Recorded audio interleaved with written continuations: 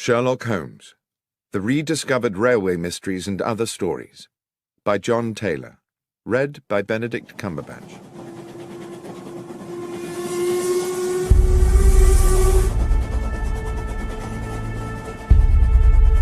An Inscrutable Masquerade.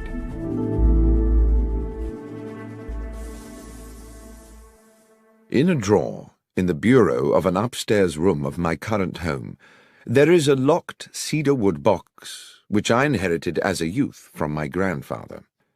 This is, one might say, my box of secrets. When I was young, it contained the treasures of boyhood, a catapult, a lump of beeswax, the carapace of a crab. For many years since, it has been the repository of an archive, admittedly a ragged and disordered archive, a collection of notes and scribblings concerning some of the many cases of my lifelong friend, the consulting detective Sherlock Holmes, which, for one reason or another, I never took the trouble to write into proper reports. Having had recently a little time on my hands, I reopened this box of yellowing notebooks, and it seemed to me that several of the cases, given the ocean of time between those events and the present day, would now bear telling. And I begin by chronicling an adventure which I may have dismissed for several reasons, not because it lacked baffling and intriguing elements, on the contrary, but mostly, I think, because it was, for me personally, such a dizzying and distressing experience. It was a Wednesday evening in July, at the end of a day of strait-jacketing heat, and I sat next to the open window of our parlour at Baker Street, drinking in the air and hoping for the liberating ripple of a breeze. The newspaper on my lap reported the release from police custody of a known criminal, Tobias Organ, arrested some days previously for the murder of Max Zimmerman, a moneylender shot through the head in his small apartment in Wardour Street. In the end, there had been insufficient evidence to charge Organ with murder, even though the police clearly thought him culpable. Strangely enough, I had once met Organ myself. He had come to me as a patient suffering, as I recall, from a severe lesion to the lower back, which he maintained had been caused by a fall against a metal stanchion, but which I had little doubt was in fact a stab wound. My diagnosis was supported, I believe, by his barely veiled threat that I should under no circumstances make known his injury to anyone else. He had an unforgettable, menacing way with him, and I had felt immense relief when he left my surgery. I'd been looking forward to discussing the Organ case with Holmes, who would certainly have some views on the subject, but when he finally appeared for dinner he was irritable and uncommunicative, and from these symptoms I guessed him to be in the process of some taxing mental work. All the same, I had no wish to sit out the meal in silence. "Stifling weather to be out and about, Holmes," I said, peppering a slice of beef. "Indeed, Watson, and equally stifling to be in." He busied himself with cutting into a potato. After a while I said, "I've not seen you today. I presume you were somewhere on business." "Yes, Watson, I was." Another pause, the chink of cutlery. "Somewhere local?" "Somewhere very local, Watson. I'd expect you'd like to know where." "Well, I've no wish to be intrusive." "In the basement. I've been all day in the basement of our house, and since your desire not to be intrusive is clearly struggling against your overwhelming curiosity to know, I will tell you why I was there." And he paused and smiled, in the full confidence that you will not breathe a word to a soul about it. "Why, Holmes, of course not, and on the understanding that if I do tell you, you will not be able to leave this house until my work is complete." "What?" I put down, almost dropped, my knife and fork. "You don't mean not leave at all?" "That's precisely what I mean. So it may be that you would prefer to forego my secret rather than consent to becoming a prisoner here for what might be several days." Hopelessly intrigued, I gave no thought to the discomfort of being shut indoors in this sultry heat, no thought to the boredom, not even any thought to the fact that I had appointments in my diary. "I'm prepared to abide by your request, Holmes." He stood up from the table, his meal unfinished, and went across to the hearth to retrieve his pipe and tobacco pouch. As he filled his pipe and lit it, he sank into his armchair. "I believe you have been preoccupied with the case of Tobias Organ, Watson." Yes, it has been on my mind. How? You twice left the newspaper open at that page. The moneylender Zimmerman, a legitimate businessman with a wife and young children, was murdered with an army rifle. The police have many reasons for believing Tobias Organ to be guilty of the crime, and one of these is that he owns an army rifle. Organ, of course, denies that his firearm is the murder weapon. Well, yes, I said, one would expect he would. But suppose, said Holmes, suppose there was a science which could with certainty tie a bullet to the gun which fired it. Well, that would be marvellous, I said. But there isn't, is there? Well, Watson, let us say that such a science is seminal. It is exactly this problem which I am wrestling with at present in the basement of the house. I've set up a laboratory of sorts down there where I can conduct some experiments. Progress is promising, and if the results are as I expect, they will certainly send Tobias Organ to the gallows. But Organ is an utterly ruthless villain, undoubtedly guilty of a number of murders, but devious enough always to palm them off on others. If he were to gain even an inkling of my work, we would be in the utmost danger. I can see that you would be in danger, Holmes, but how might I be? As I say, Watson, Organ is ruthless. To get at any enemy, his favourite trick is to abduct someone close to his adversary, often with, I'm afraid, horrific consequences. You know too much now, and since I'm not prepared to put you at risk in that way, I fear you must sit it out in these apartments. You must not answer the door, you must stay away from the windows, no visitors. You must lead the life of a prisoner until such time as this matter is settled. Well, I said, it might be good for me. I have a medical paper to write, and the period of confinement might induce me to keep my nose to my studies. Excellent, Watson. I'm sure your sacrifice will not be in vain. I really did not see myself sacrificing very much at all. I spent the evening cancelling all appointments of the following week, and went to bed rather looking forward to a few days of fruitful incarceration. The morning found me in a hopeful mood in what appeared to be an empty house. Holmes, I presumed, had already descended to his basement laboratory. Our landlady, Mrs. Hudson, had left me a pleasant, cold breakfast, an indication that she herself had had to leave the house early. The day, while already warm and bright, had not yet begun to turn oppressive. The clock over the hearth ticked slowly as I settled down to my books, experiencing for the first time since my student years some of the quiet ecstasy of study. By midday, the room had become hot. My concentration meandered, and thirst plagued me. I wandered downstairs to Mrs. Hudson's apartment and found her still absent, so I proceeded down to the basement to ask Holmes whether he knew what arrangements had been made for lunch. The door to the basement was shut, and when I tried the handle, I found it to be locked.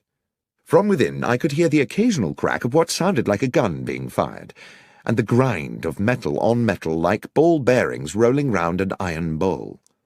"Holmes, are you there? Watson, what are you doing here?" "I'm in the process of an investigation." "Indeed?" "Yes, I'm trying to find out what's happening about luncheon." "You'll have to prepare something for yourself," he called back. "I'm afraid I've sent Mrs. Hudson away. I cannot risk the lives of innocent people. And Watson, be so good as to keep away from the basement. Confine yourself to our own rooms and to the kitchen. There's a good fellow." "Very well, Holmes, but—" "Yes?" "I really would very much like a newspaper." "I'm afraid you must do without. Neither of us can take the chance of leaving here until this business is complete. Now, please, let me get on." I trundled to the kitchen. I managed to find myself some bread and cheese, which I took back upstairs. Our rooms were now very hot, and since I was forbidden to sit near the window, I ate my luncheon over my books, dropping crumbs into the creases of Gray's Anatomy and beginning to feel restless. After lunch, I managed to force myself to a little more work, but by 3 o'clock had fallen asleep in the armchair. I woke to hear the sounds of evening traffic moving along Baker Street. I listened with something like envy to the busy hubbub of those who were free to come and go, who had families to return to, and simple feasts awaiting them at convivial tables. My lot seemed bleak by comparison. Holmes did not emerge from his infernal basement, and Mrs. Hudson did not appear with an evening meal. I cannot recall how the rest of the evening passed. The heat absorbed during the day by London's pavements now radiated back to thicken the evening air. The world outside, of which I had no news, became gradually silent, and I, hungry and disconsolate, went finally to bed. The next morning, after a makeshift breakfast, I got down to some work, and was well into the argument of the paper I was writing, when I began to realize that the room was again beginning to become airless and oven-like. Determined not to succumb to lethargy as I had the previous afternoon, I decided that despite Holmes's strict embargo on going near the window, I simply must have some air. As I raised the sash, I saw a cab approaching along Baker Street and stopping directly beneath the window. The passenger who stepped out was Nicholas Cartwright, an old university friend now writing for the Times. I hadn't seen him for a couple of months, and he seemed about to pay a surprise visit. Desperate as I was for company, I could not forget the promise I had made to Holmes to admit no visitors. The doorbell rang. My first idea was to wait for Cartwright to give up and go away, but there quickly came a second ring, and with it a call from the street through the now open window. "Watson?" A note of anxiety in his voice suggesting that all was not well. Cartwright was a good friend. I did not see how I could linger there pretending to be deaf when he might be in need of my help. I dashed down the stairs and opened the front door. "Watson, so pleased to have found you." The statement immediately struck me as odd, as did Cartwright's whole demeanour, but mindful of the proximity of Holmes in his makeshift laboratory, I whispered, "Look, old chap, odd things are going on. Come up, as quietly as you can. I'll explain there." A sudden sharp crack issued from the depths of the house, and I hoped that, preoccupied as he was, Holmes would have no inkling of the presence of my visitor. As we entered the parlour and shut the door, Cartwright said, "Watson, I've been worried about you. I didn't even know if I'd find you here." "Worried?" "Yes. The story in the Gazette regarding yourself and Mr. Holmes. Did you know it was in the papers?"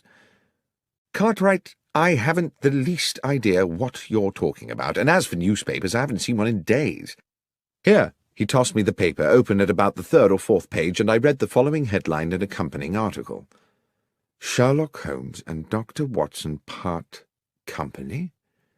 After several years of celebrated collaboration, the eminent consulting detective Mr. Sherlock Holmes and his medical companion Dr. John Watson have terminated their professional partnership and, it seems, simultaneously ended their personal friendship. Mr. Holmes said that while he continued to hold Dr. Watson in high esteem and to regard him as a man of exceptional honour and professional competence, circumstances upon which he could not and would not elaborate had made it expedient for them to go their separate ways. There was no comment from Dr. Watson." I stood for a moment, holding the newspaper and averting my gaze from Cartwright. Who had written this? Did Holmes know about it? Was there some truth in it? Was Holmes's exile to the basement a way of keeping me at bay while he found alternative lodgings? "This is today's Gazette?" "Yes, Watson. I see you knew nothing about this." "Am I speaking to you as a friend, Cartwright, or as a journalist?" "Well, I suppose, unfortunately, as a friend, John. I say unfortunately because this is clearly a damned good story. But if you wish to talk to me off the record, so be it." "Off the record, then. I know nothing of this, and I don't know whether Holmes has had a hand in it. He's conducting some very secret business at present, and possibly it's connected to that. That's all I can tell you, I'm afraid." "One thing does baffle me," Cartwright said. "How did the Gazette get the story without us getting it too? Anyway, I won't make anything of this, John, until you give me the go-ahead. But I hope if there does turn out to be an exclusive—" "You'll be the one to get it," I said. "Thank you, Nicholas." I saw him down the stairs and close the front door behind him, finding myself relieved that he had gone. I had no idea that I would be seeing him again soon under even more peculiar circumstances. But determined that now I must confront Holmes with this business, I knocked on the door of the basement. "Holmes?" A long silence. "Holmes? We must speak." "Not now, Watson." "Holmes, there's something I must discuss with you urgently. Something in the newspaper." There was a scuffling and the basement door opened. "Newspaper? How did you get a newspaper?" Cartwright called. He'd seen an article— Yes, Holmes interrupted. Yes, the article. I dare say you would appreciate an explanation. Give me half an hour. A little later we sat opposite one another in our sitting room. The evening was still close and oppressive. The newspaper article, said Holmes, was an unfortunate necessity. I hope it has not caused you too much embarrassment, Watson, and when this business is finished, all will be rectified. But why, I said, report us as having quarrelled? Bear with me, Watson, I beg of you. As you know, I have tried to keep my work here secret, but how certain can one be of that? The police are involved in these matters and are aware of my experiments, and who knows whether some junior or even senior member of the force is not in league with that utterly ruthless villain. Now, having been alerted to that newspaper report, might it not be the case that Tobias Organ would assume that you were no longer in London? At any rate, he would certainly be likely to assume you were no longer sharing these premises with me. You gave the story to the Gazette to protect me? Yes, Watson. That was my purpose. I just wish that you'd consulted me first. You were not supposed even to know about it, Watson. And if you had not had a visit from Cartwright, you would never have seen the article. It was unfortunate that he came when he did. It was the article that brought him. Yes, a miscalculation on my part. Now, it is late, work to do tomorrow, and I must insist on extracting from you another guarantee. What's that, Holmes? That you will not, under any circumstances, interrupt my work again. It's all very delicate, and a disturbance at an inopportune moment could ruin everything. Is that clear? Not under any circumstance. That night I lay awake in the muggy heat, the bedclothes pulled back, and grieved for what I calculated to be the death of my reputation. At least I imagined that's how the world would see it, or at least that portion of the world that reads the London Gazette. Holmes and Watson have parted company, but there is no comment from Watson, only a nobly worded valediction from the great detective. Such bitter thoughts polluted my restless waking and tormented my subsequent dreams. And added to all this, there lay a sense that things were still not clear, that something crucial remained unspoken. I woke early, but exhausted. Without going near the window, I took in what I could of the wakening day. The street was quiet. I dressed slowly and descended to the kitchen to find something to eat. The rattles and sharp cracks of Holmes's experiments had already come to life below in the basement, and I wondered whether he had even bothered to go to bed. I was making a pot of tea when the doorbell sounded. The noises from the cellar did not pause, so I assumed that Holmes had not heard the bell. I could see nothing of the front of the house from the kitchen, but after I had taken a few steps up into the lobby, it became clear by means of a side window that the visitor was once again Nicholas Cartwright. I went to the door and admitted him. Cartwright? What's going on, Watson? What do you mean? I mean, what game is being played here? Cartwright? I've no idea what you're referring to. You better come up.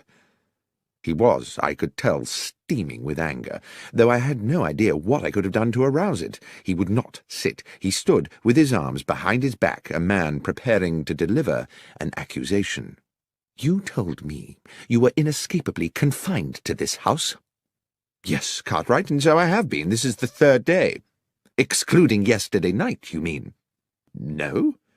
I was here yesterday night, too, tossing and turning in my bed at the thought of my ruined reputation. Watson, see here. Yesterday you prevailed upon my friendship by confiding in me matters which, as a journalist, I considered more than worthy of publication. Had I known that you were deceiving me, Cartwright, you have my word, I was not deceiving you. I have not left this house since Monday afternoon. So you have a twin brother? No, I do not.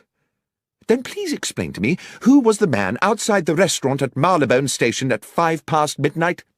I take it he resembled me. More than resembled. I do hope you're being truthful with me, Watson. I could see that his suspicions were not allayed.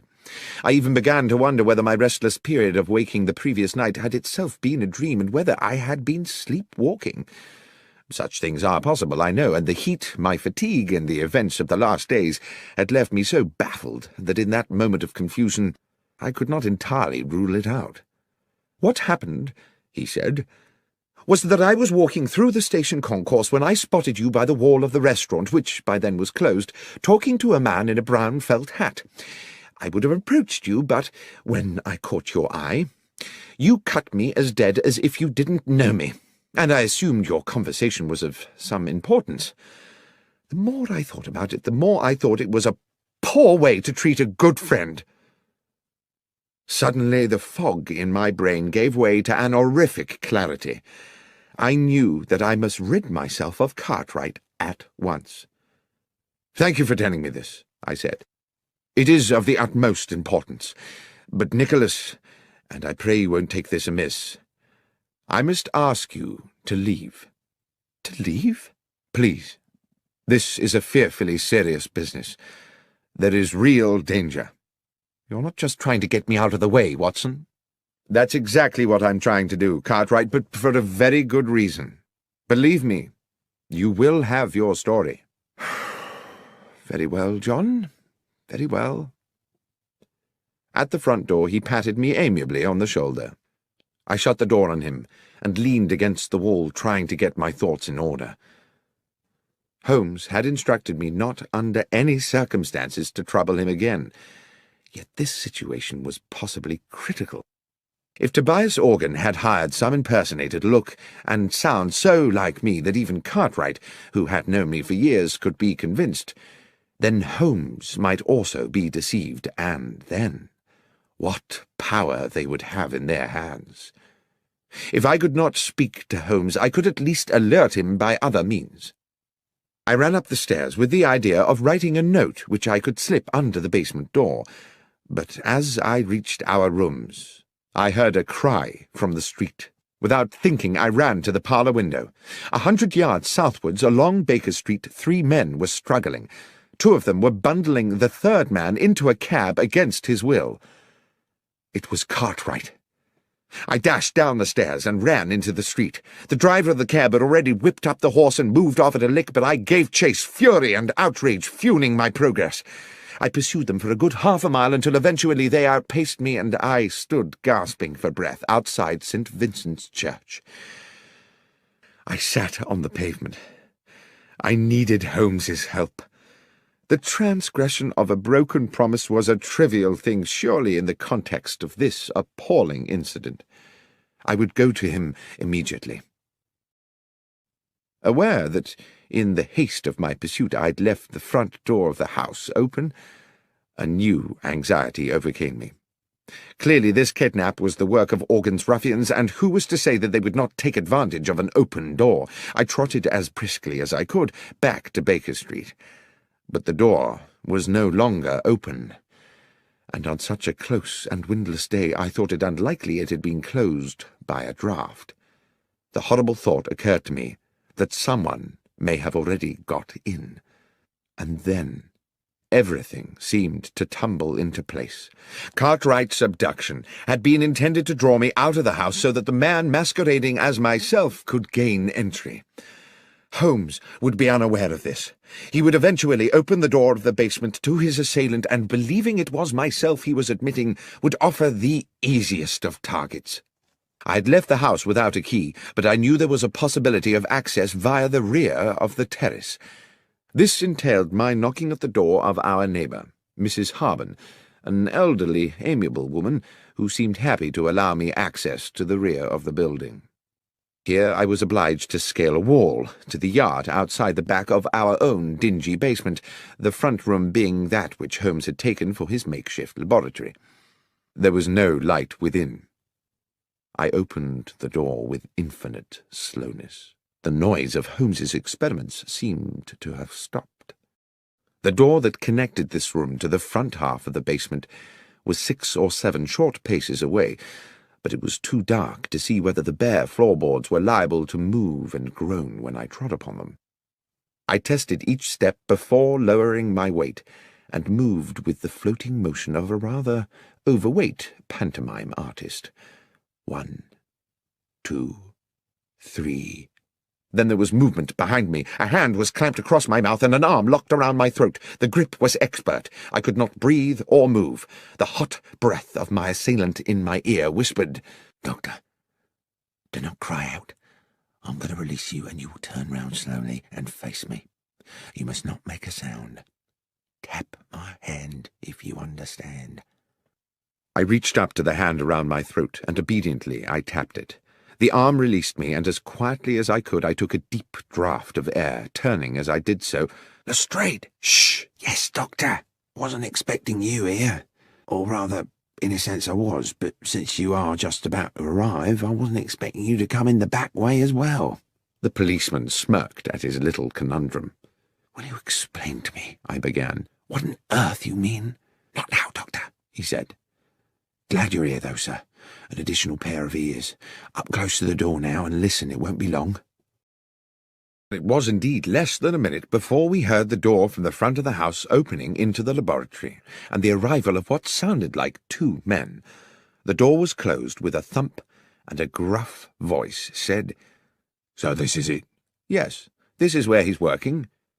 There was something familiar about that second voice. "And he won't be back for a while?" "No. Half an hour, I should think." At that moment, with a shock, I recognized the other voice. It was my own. I turned to Lestrade again, but he just put his finger to his lips and indicated that I should continue to listen. "So what's the plan, then?" asked the gruff voice within. "To match the bullet that killed Maximum with the ones from your gun," said my voice. "The police know you killed him, but they need Holmes to provide them with evidence that will convince a jury. Evidently, I thought, the gruff character is Tobias Organ." I heard him pace about, then spit noisily. "Zimmerman's not the first one I've topped, and they've never got me yet. They say you only got £4 10 from him." "Never you mind what I got. Anyway, I never killed him just for the money. I killed him because he gave me a bad look. He gave me a bad look, and I gave him a bad headache. A bullet right between the eyes. Now, let's deal with this little problem." Suddenly there was a tumultuous crash, as if one of the walls had fallen in. "In we go, Doctor," said Lestrade. He pushed the door hard, and we rushed into the laboratory, where Organ had kicked Holmes's equipment flying in all directions, and where, to my amazement, I saw that he was now being attacked by myself. A perfect duplicate of me cracked him a right hook, then a left hook, and then felled him with a blow to the side of the head. Organ hit the floor like a sack of cabbages. Lestrade was on him in a flash, cuffing Organ's arms behind his back. Lestrade blew his whistle and then proceeded to arrest him. As I stood back to get a better look at my other self, the duplicate doctor put a hand to his own face, wrenched at his upper brow, and pulled and stretched until he had removed his entire face, revealing, beneath the peeling mask, the flaming eyes of Sherlock Holmes. The next moment Lestrade's officers came bursting through the basement door, and Tobias Organ was dragged away. The heat of the day had given way at last to a pleasant evening. Mrs. Hudson had returned to the house and provided Holmes and myself with an excellent evening meal. Now we sat with our brandies, and Holmes with his pipe at the open window, where a gentle breeze lifted the curtains and refreshed the parlour. "As you will have deduced," Holmes was saying, by way of explaining it all to me, "the object of the masquerade was to lure Organ somewhere where we could extract a confession from him by subterfuge." "But your ballistics experiments," I said, "would they not have been enough to convict him?" "It is a science only in the imagination," Holmes said, "and though one day I'm certain it will be more than that, there is much more work to do than I could accomplish in a fortnight. But Lestrade and I agree that if Organ believed himself to be at risk from my experiments, he would wish to destroy them. What on earth were you doing in there, Holmes, if the thing was a complete hoax?" "I'm afraid I did deceive you a little. I was not in there all the time. the mechanism of an old railway clock and a device employing elastic and a drum skin were intended to give the ear the impression of ongoing industry. "Well, it certainly deceived me," I said. "But was it really necessary for me to be incarcerated for the duration?" "I'm afraid so, my friend. If Organ, through one of his spies, had got wind that there were two Watsons, the trick would not have worked. What's more, it was necessary for him to believe that you and I had quarrelled, and therefore that the good Dr. Watson might be in the market for a bit of betrayal. Unfortunately, your friend Cartwright saw me meeting Organ's accomplice at Marylebone Station, and almost let the cat out of the bag. It was necessary for us to put him somewhere safe. Lestrade's men kindly subjected him to a temporary and very comfortable period of kidnap. It was you who had him dragged away." "Yes. I had not calculated that you would follow him, of course, or that you would be locked out and find yourself clambering in through the back. But it turned out well. You will make an additional witness for the prosecution." "Do you think they'll convict him?" "Oh, yes, Watson. His confession today was as clear as a bell. Tobias Organ will hang. As for you, my friend, I have given you a terrible time, and as a reward, I'm going to take you to the opera." "Tonight?" "Yes, tonight. Gilbert and Sullivan. The Mikado." "But, Holmes, my memory is you don't much like Gilbert and Sullivan." "No, Watson, but you do. And besides, I have to confess to having a soft spot for the Lord High Executioner."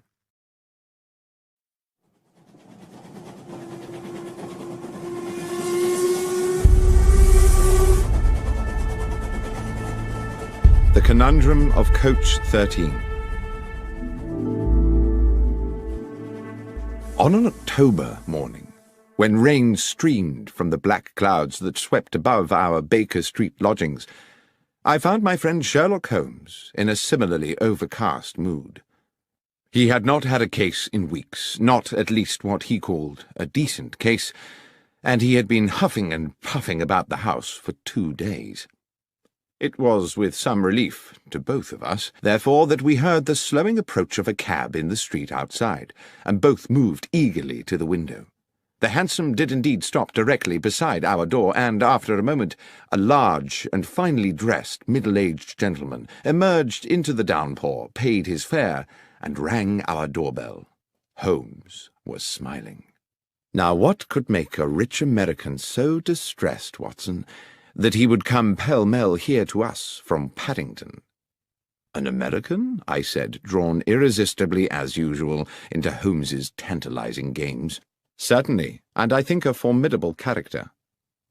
"And do you wish to tell me how you deduce all that, Holmes?" "I deduce his distress and his nationality from the fact that he just tried to pay the cabby in American dollars before recalling which pocket held his pounds sterling. As for his coming from Paddington, that was the easiest of all, for the driver of the hansom is Henry Brown. I'm surprised you do not recognize him, who always works from the Paddington rank. As ever, Watson, I apologize for the banality of these observations, but you did ask." By now there were footsteps on the stairs, as Mrs. Hudson escorted the visitor to our apartment. While I inwardly delighted to note that my friend had returned to his amiable best in anticipation of a new challenge, I found myself praying that it would be a challenge worthy of his powers and his pent-up energies. No sooner had the door opened than the huge, rotund figure of our visitor, bright in a cream suit, burst into the room like an actor onto a stage, determined to establish his character instantly. "Mr. Holmes!" boomed the American voice as both his arms swept forward to grasp my right hand. "Benedict Masterson! What a great privilege to meet you!" "Delighted, but I am Dr. John Watson," I replied. "This is Mr. Sherlock Holmes." With equally booming apologies, he bowed charmingly to me and turned to my friend. "Ah, yes. Now I see. Unmistakable, unmistakable." The impression given was that he had found the first Sherlock Holmes of his acquaintance a little short of his expectations. "Mr. Holmes, I wish to ask you to act for me in a business both mysterious and distressing." "You had better sit down, Mr. Masterson," said Holmes, "and tell us everything." and having settled his cream-covered bulk into an armchair and accepted a cigar, on which he continued to puff anxiously as he spoke, the American told us his story. "I am a dealer in gold, gentlemen. Gold has been my life. My father owned small mines in Nevada, which gave us a comfortable living. In my turn, through judicious trading, I've made these assets yield a fortune. I came to London last week because your own Bank of England had made an order for a substantial quantity of gold bars to boost its reserves. The bullion was shipped into Bristol Harbour and transferred yesterday onto a chartered London train for transfer to the bank. I have been in London doing the paperwork, of which there is, let me assure you, no small amount. And I went to Paddington this morning to meet the consignment. The train was there, the gold was not." "I see," said Holmes. "Stolen." "Undoubtedly. How much?" "We're talking 4 or 5 millions, Mr. Holmes." "That's a large loss. Is the gold insured?" "Indeed it is, but you know insurance companies, Mr. Holmes. They are ever suspicious, and the circumstances of the gold's disappearance are, to say the least, rather strange." "The details, Mr. Masterson," said my friend, "if you please." "Well," continued Masterson, tapping a thick cylinder of ash into the ashtray, "I'd asked to commission an overnight train, and also insisted that it be discreet, not armored or escorted, or in any way having the appearance of a specially secured conveyance. I was offered the charter of a passenger train which returns empty from Bristol to London once a week, and which railwaymen jokingly call the Bad Luck Special, not because anything has ever happened to it, but because it normally consists of 13 empty passenger coaches, as indeed it did on this occasion. I insisted that the gold be packed in steel containers, each locked with a unique key. You will appreciate that gold itself, gentlemen, is a weighty metal, so each box contained only as many bars as would enable the containers to be carried. In order to prevent the possibility of them being removed from the moving train, I ensured that while they were small enough to go through the open carriage door, they were too large to pass through the windows, even with the windows slid down to their largest aperture. I then arranged for the doors of the bullion carriage to be locked from the outside so they could not be opened until the train reached London." "The train was empty, then, apart from the driver and fireman of the locomotive?" "No, Mr. Holmes. It is railway practice for all trains to have a guard, a practice I was very happy to comply with, since it meant my consignment would have an overseer throughout its journey, and to this end all the steel cases were loaded into the last coach of the train, coach 13, where the guard could keep a constant watch on them. The man employed for the job was a Mr. Lyons, Mr. John Lyons, a mature and trusted employee of the railway company." Here, strangely, Mr. Masterson stopped and smiled. I inquired whether he had ever worked on the French railways. Gare Lyons, you see. Gare de Lyon." Holmes smiled politely and nodded. "Forgive me, gentlemen, I could never resist a pun. To continue, the train left Bristol at 3 this morning, as scheduled. But when it arrived at Paddington at 6, the steel boxes of gold were gone. Mr. Holmes, this was an impossible robbery. The train stopped only once for a minute or so to take on water. Hardly time to unload a single box of bullion, let alone 100 of the darned things, weighing in at 150 pounds apiece." "And the guard?" asked Holmes. "Lyons claimed that he fell asleep somewhere into the journey and woke to find the bullion disappeared. He's being held at Paddington along with the driver and engineer, but all ardently protest their innocence." "And with regard to other suspects, can you think of anyone in your organization who might feel inclined to take advantage of you?" Masterson pinched his lips and looked embarrassed. "Well, if I may confide something to you in the strictest confidence, my estranged wife, Laura, still has shares in the company. She believes that she should have more. There is, some bitterness in this regard. However, I know Laura well enough to doubt that she is a thief. My friend simply said, "Thank you, Mr. Masterson. I will certainly take the case on. Would you be so good as to wire Bristol and inform them that Dr. Watson and I are on our way?" "I will, sir. You mean to go there today?" "Indeed, yes, as soon as I have made a check or two at Paddington Station." "Well, I surely thank you. I can think of no better hands in which to leave the case of the bad luck special than those of Mr. Sherlock Holmes." Holmes did not smile. "I never leave anything to chance, Mr. Masterson. Perspicacity and reason are the tools I employ." "Forgive me, Mr. Holmes. As I say, I am fatally attracted to puns."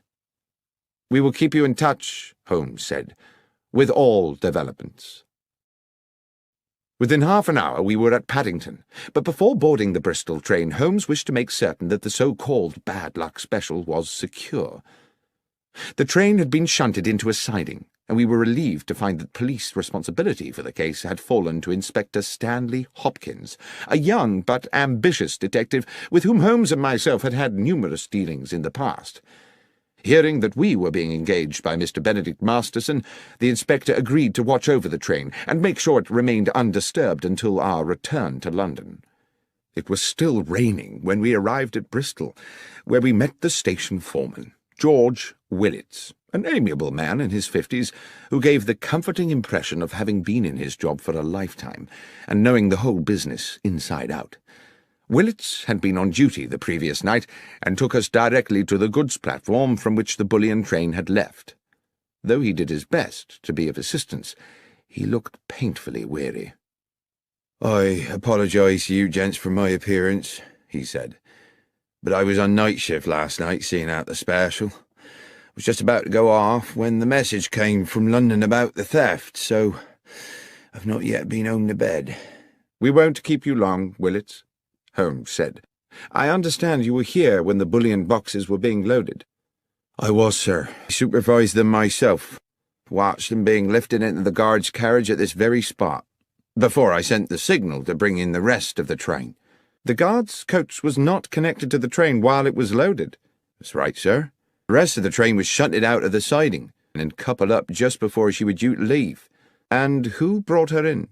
"Tommy Marriott, the engineer, and his fireman, Pat McGlinchey." "Old hands?" "Not quite so much a fixture as myself, Mr. Holmes, but they've been around the best part of 10 years. They're sound men." "Good. Now, if you'll bear with me a little longer, Willits, I'd like to ask you a little more about the gold itself. How many men were involved in loading the carriage?" "Well, sir, it was quite some operation. Took 4 men to load each box, 2 inside the carriage, 2 outside. Damn heavy things, if you'll excuse me, sir. Over 100 weight apiece, and damn awkward squeezing them through them narrow doors. It was a hell of a job." "And how long would you say the whole business took?" "It was about midnight when they started, and about 2:15 by the time they finished, so almost 80 minutes. "And after it was loaded, was there any delay before departure?" "No, sir. The rest of the train, as I say, was reversed in from the siding. John Lyons, the guard, got aboard, and the door of the guard's coach was locked from without, sir, as per our instructions." "One final question, Willits, if I may. I'm informed the train stopped en route." "Yes, sir. She was scheduled to hold up for a minute or so at Swindon to take on water." "It stopped for no longer than that, and at no other time?" "No, sir. The signalman would know for sure if she'd been held over for more than a minute, and that's already been checked." Holmes seemed to pause for a moment while he considered all this information, and then he said, "Willits, I am most grateful for your detailed and, I have no doubt, accurate recollections. Now, if you will excuse us, Dr. Watson and I will take the next train back to London and leave you to go home and get some sleep." Inspector Hopkins was at Paddington when we arrived, and Holmes immediately requested that he arrange for us to speak to the railwayman who had commandeered the bad luck special on the previous night, Marriott and McGlinchey, the engineer and fireman, and the guard, Lyons.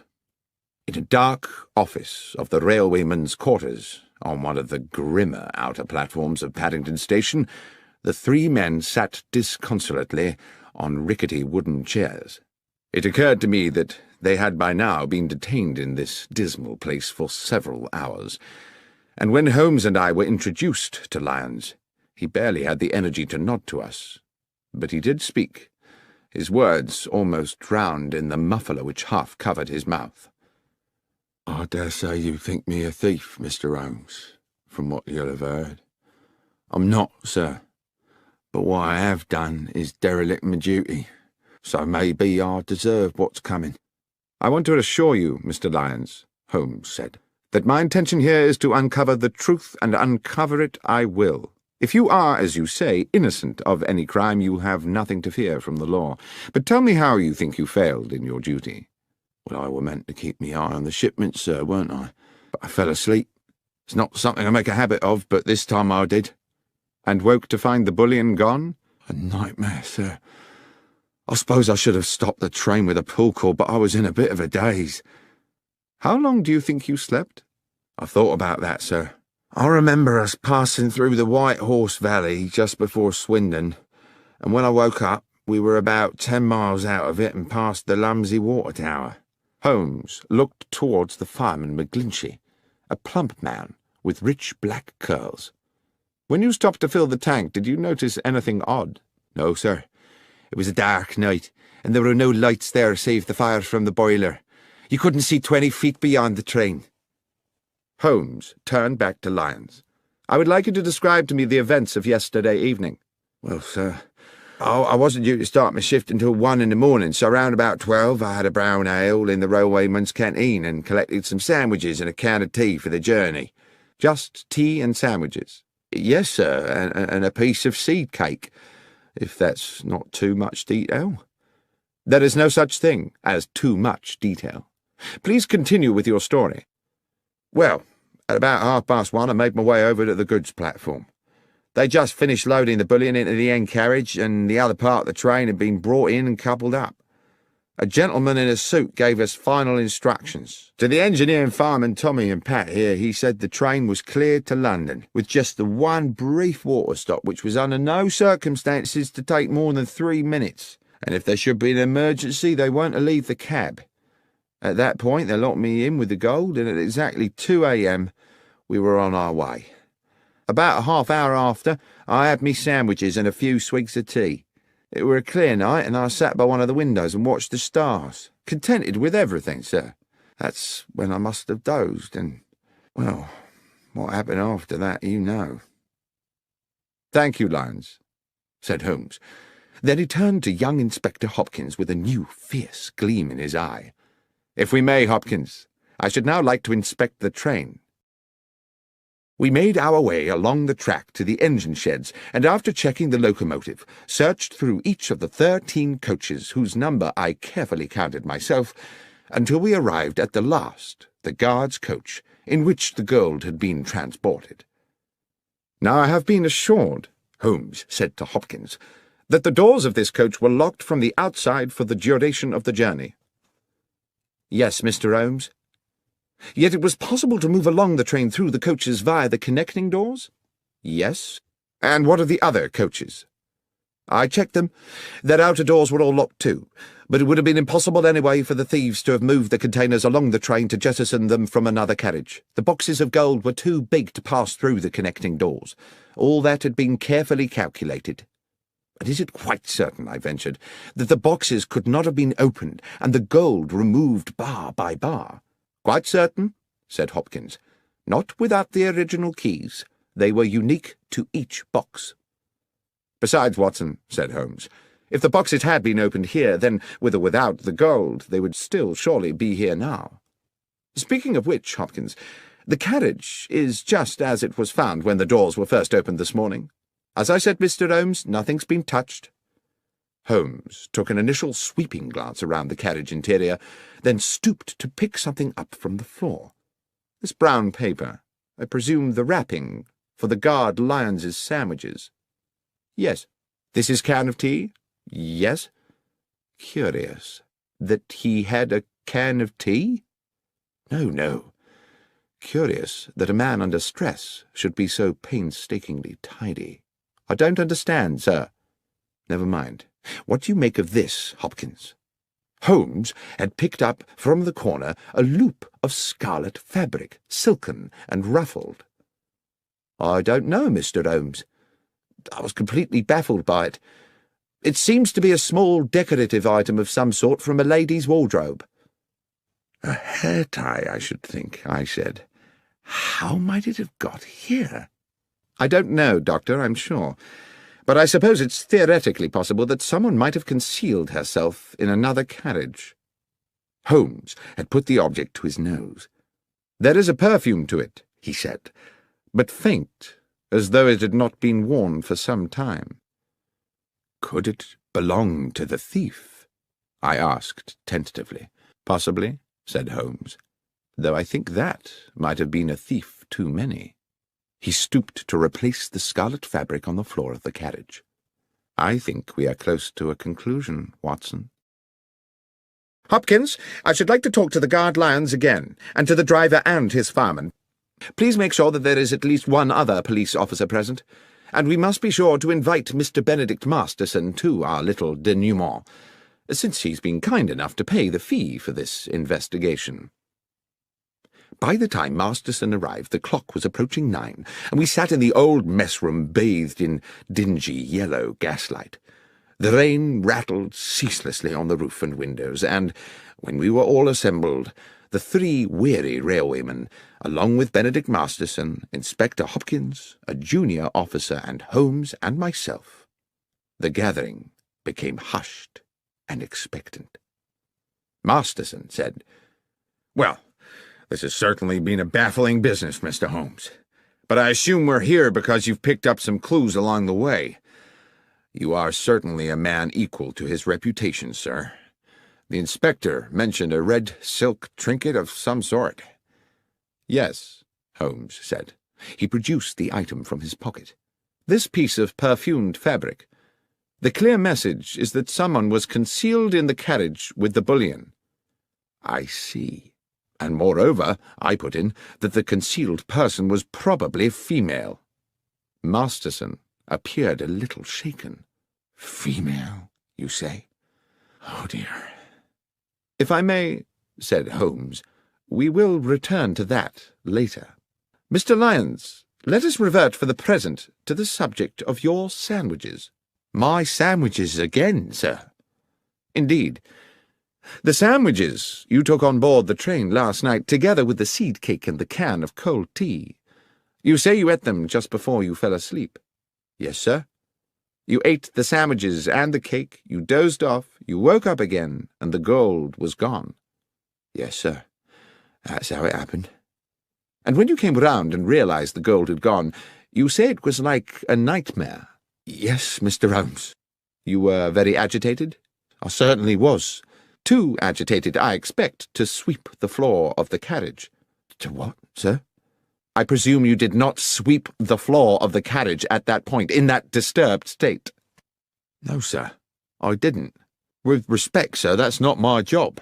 "Quite. One wouldn't expect you to, which makes it very difficult to explain why, when I examined the guard's coach this afternoon, I found not a single crumb on the floor. Now, can anyone here tell me how it's possible to eat several sandwiches and a slice of seed cake without dropping a single crumb? Or, come to that, a single seed?" "I promise you, sir, what I said about my supper was true. I remember exactly what I brought and exactly what I ate." "I have no doubt of that, Mr. Lyons." "Then what, sir?" "My point is merely that you were obviously not in coach 13 when you ate the sandwiches." "On my honour, Mr. Holmes, I swear I was." "Oh, you were in a carriage, certainly, but you were not in the carriage in which your sandwich wrapper was found. The coach where you ate your supper, the coach with the bullion, never made it to London." "Mr. Holmes, this is confusing," began Masterson. Holmes interrupted. "On the contrary, Mr. Masterson, it's very clear. The coach containing the gold was uncoupled from the train when it stopped for water, run into a siding by those awaiting it, and unloaded of its cargo at their leisure during the night. It was a perfectly dark night. There was no moon, so the railwaymen, as Mr. McGlinchey here has recently confirmed, could from the water pump see nothing of what was going on at the back of the train. "But, Mr. Holmes," said Inspector Hopkins, "the Bad Luck Special has 13 coaches. Everyone knows that. And you will no doubt yourself have noted that we passed through exactly 13 coaches in our inspection of the train this afternoon." "Oh, it has 13 coaches now, of course, Inspector," Holmes said. "And it only struck me after we had left Bristol and its pleasant station-master Willits that he had described to us in detail his whole engagement with the loading of the gold and the departure of the train without once mentioning that he'd counted the coaches before the train left. The fact is, he didn't count them. He didn't think he needed to. The Bad Luck Special had always consisted of 13 coaches. He wasn't to know that your accomplices at Bristol had added an additional coach to the train before it was attached to the coach carrying the boxes. A coach with its seats stripped out to make it practically identical to the bullion car.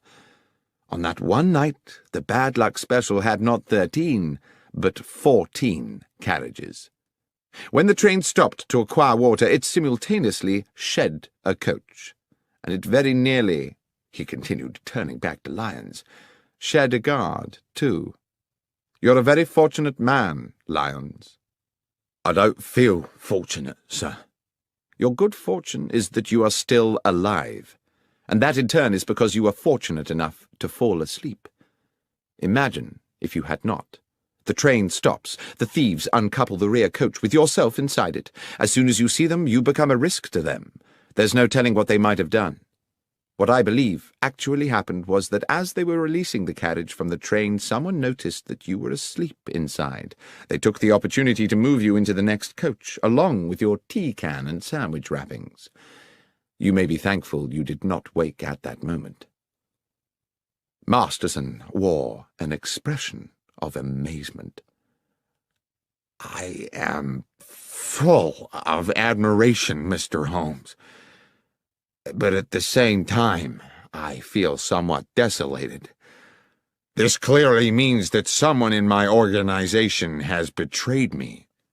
Which brings me back to the ring of scarlet silk discovered in the carriage, certainly an intriguing adornment to the problem," said Holmes.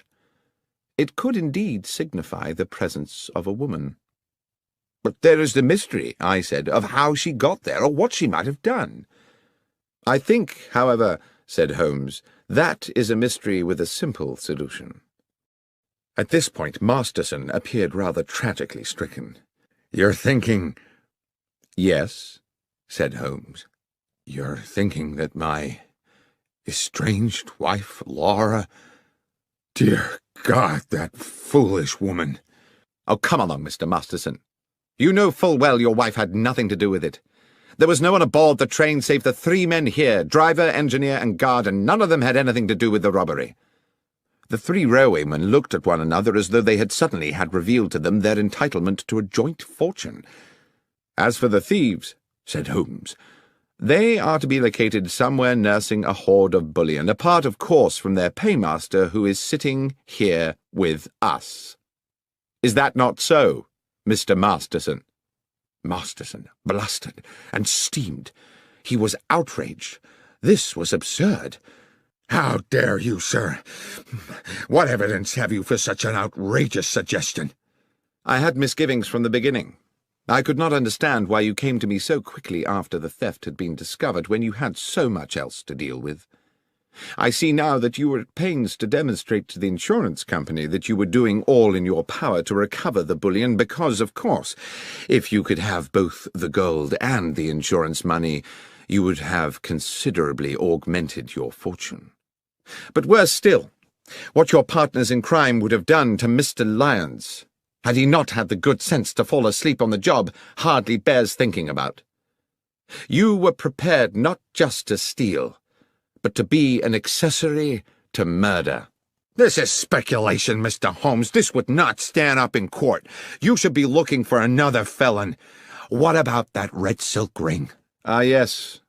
You've been very subtle about that, Mr. Masterson, suggesting your wife's name one moment and the next assuring me that she could not possibly be implicated. I doubt whether you thought she would be, but you certainly sought to throw me off the scent. What was that item, if not a red herring? And is that not, for those who like to play games with words, another way to say a red herring? What fun you no doubt planned to have with that joke, Mr. Masterson, had you got away with this business. Now it seems the joke is on you. That was one pun, Mr. Masterson, which you would indeed have done better to have resisted. But whether justice was fully done is a moot point. In expectation of reducing his own sentence, Masterson eventually divulged the names of his accomplices and led police to the embezzled bullion. And although he was committed to prison for several years, it was clear that once his sentence was served, he would continue the life of a wealthy man. "I can't understand," I said to Holmes a couple of evenings later, "why you seem so damnably happy." "A man is never more content, Watson," he said, "than when doing well what his nature has fitted him to do. On which thought, will you pass me the tobacco pouch?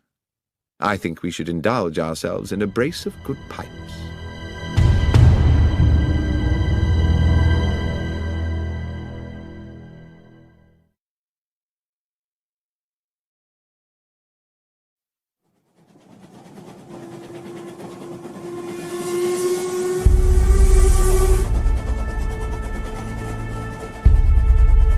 The Trinity Vicarage Larceny.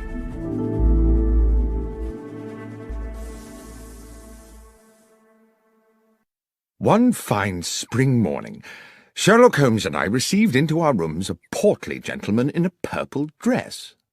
That at least is how it momentarily appeared to me, as I glanced up from the Daily Chronicle at the open door. The purple gentleman, it transpired, was the Right Reverend the Lord Bishop of Kent, an old acquaintance of Holmes, and he had brought with him, as so many of our visitors do, a problem that was clearly causing him some agitation. Mollified a little by coffee and a cigar, Bishop Spriggs needed no prompting to divulge his story. "The nub of my problem, gentlemen, is an unfortunate young priest. A young man of promise and talent, very popular with his parishioners, who has inadvertently got himself into deep water." "Intriguing," said Holmes. "You may recall," the clergyman continued, "that Trinity Church in the Kent village of Hetchingham was last year in the news because of an exceptional discovery." "Of course," I said. "A silver chalice of considerable worth was discovered in the crypt." "Yes, Dr. Watson. A magnificent medieval relic, the so-called Hetchingham Grail, weighing some 22 pounds. With my approval it was sold to the British Museum, with the idea that a good portion of the proceeds would go towards restoring Hetchingham Church. The Reverend Kingsley, pending the beginning of the building work, had locked the money up in the church crypt. It was stolen yesterday. Holmes, you can imagine what an outcry there'd be if this found its way into the papers. It would be bad for Kingsley and the Hetchingham parish, and goodness alone knows what it would do for the reputation of the church. At any cost, the money must be recovered and the thief put away.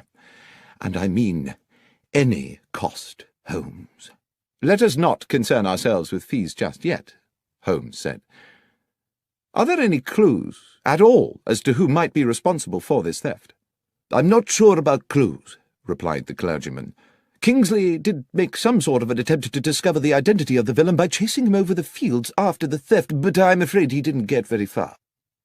"I think we had better meet the young reverend," said Holmes, "as soon as is practical. Watson, would you be at liberty to accompany me to Hetchingham for a few days?" "I'm utterly indebted to you both," said the bishop. "I dare say while you're in Hetchingham we could put you up at the Trinity Church Rectory. Or there's the Jolly Bulldog, if you'd prefer an inn." "Ah," said Holmes, "the Jolly Bulldog. Now that sounds like just my kind of animal." We journeyed to Hetchingham the next morning and established ourselves at the cosy but crumbling hostelry that was the Jolly Bulldog. Our landlord was a bluff man called Starkey. taller by inches than Holmes, and compelled to stoop to avoid the beams of his own ceiling as he lumbered about in heavy boots serving his customers. He grudgingly provided us with a late snack of bread and some rather tough cold meats, complaining that if everyone chose to be fed at 2:30 in the afternoon, they would have to invent a new word for the meal taken between luncheon and dinner.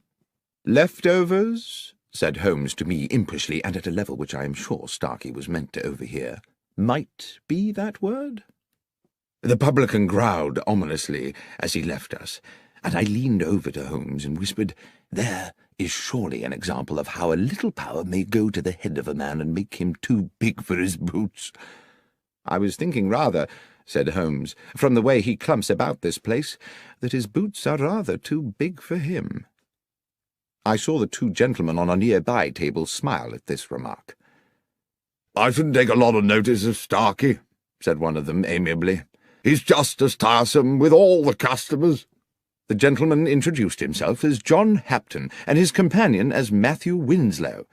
Although neither Holmes nor myself disclosed the details of our mission to Hatchingham, it seems they knew we were expected, and it turned out that both gentlemen were members of the parish committee, and were fully apprised of the theft, though they were quick to assert that it was not yet public knowledge. "I hope you will be successful," said Hapton, "in bringing this thief to book. We are fond of our vicar, and he has been a deeply troubled young man since it happened." The Reverend Kingsley's house was accessed from Hatchingham Lane by a short stone path. A few steps beyond the vicarage stood the church, with, on the west side, a moderate-sized graveyard. On the other side, with its own access to the lane and shaded by a handful of fruit trees, stood Cherry Cottage, which we would later discover to be the residence of the verger and his wife. The Reverend Kingsley was a man in his early 30s, small in stature but of good looks, his clerical dress the quintessence of neatness. While clearly stricken by his predicament, he remained calm and articulate, and did his best to make us welcome in a pleasantly appointed parlour whose deep-coloured, thick-piled carpet and embroidered cushions evidenced a delicate sense of taste. "It's a relief to see you, gentlemen," he said. "The bishop told me all about you, about your many successes in solving complex cases. The problem, as you know, is that while we saw the thief escape, we were unable to establish his identity. However, there are one or two factors which, though they seem opaque to my own consideration, might prove illuminating under your own, if I might show you." "I would be most grateful, Mr. Kingsley," Holmes said. "First, though, I see that you have recently held a meeting in this charming room. I presume that apart from the 3 other gentlemen present, the 4th was yourself? You keep the side chairs in another room, I take it." "Good Lord, how did you know all that?" "Oh, it's a simple matter. The carpet beside the window has indentations of 4 chairs, and therefore I presume 4 people, but there are no chairs in the room whose feet would match." "Well, yes, you are, of course, quite correct," said Kingsley with a broad smile. "The parish committee convened here just yesterday, as we do each week. Yesterday was the day I broke the news that the Grail money had been stolen, and I hope that that news will remain privy to the committee members until such time as the thief is caught, but—" The vicar paused, and Holmes said, "Please, go on, Mr. Kingsley." "But," continued the young clergyman, "the gentlemen on the parish committee are the same 3 who sat here 2 weeks ago, when I revealed that the money for the Grail was in the crypt of the church. Only they and I knew of the fact, you see, so I can no longer be as confident as before that they are all honest men, which is a most unfortunate thing." "It was all in cash, I presume," Holmes said. "Yes, Mr. Holmes. I kept cash so that I could employ local men to restore the church and pay them by the day. I have little time to run to the bank and make a withdrawal every time a man finishes plastering a wall." "The money was under lock and key?" "Yes. There is a safe in the crypt where the church's small treasures have always been secreted." "And the crypt itself is locked?" "Yes. It can be entered either from within the church or by a door leading from the churchyard, and both those doors are locked at night. Mr. Holmes, I do hope you can help me with this. I don't know how my flock will ever forgive me if that money is not returned." Then perhaps, if you can bear to go over it all again, you would be so kind as to tell Dr. Watson and myself the circumstances of the robbery." "Yes, of course. 2 weeks ago, looking out of this window on a Monday morning at about 11, I saw a man—I'm fairly certain it was a man—standing at the lich gate and looking over into the churchyard. I would not have given this a moment's thought, except that he wore a hat with an unusually wide brim, and had it pulled so low over his eyes, and his collar so high that one could not distinguish his features. As I say, I cannot even be certain it was not a woman, except for his way of moving. I watched him for a good 10 minutes before he turned and strode back along the lane towards the village. That same afternoon, this time from an upstairs window, I saw him again, but now further along the lane, standing under a tree and once again seeming to study the church and its grounds. His contrived anonymity naturally put me on my guard. In the evening after those first 2 sightings, I was sitting in that very chair, Dr. Watson, which you are currently occupying, when a thought hit me like a bolt of lightning, a thought which you no doubt will be surprised had not occurred to me earlier, that this stranger might have designs on the money in the crypt. After this alarming epiphany, I spoke to my verger, Sam Manners, and his wife, May, who keep house for me. They live in Cherry Cottage, which, as you will have seen, stands on the lane beside the church's lich gate. There's a short cut from their back door to this house, which they employ when they wish to see me. I mention that because, as I think you will agree, it bears upon the matter. I asked them to report to me if this sinister figure, or anyone else unknown to them, appeared in the vicinity of the church. And indeed, it seems as if the man in that hat had begun to watch my whereabouts, because first May Manners, then her husband, reported to me that they had indeed seen the man in the hat. I began to feel that an attempt on the money was imminent.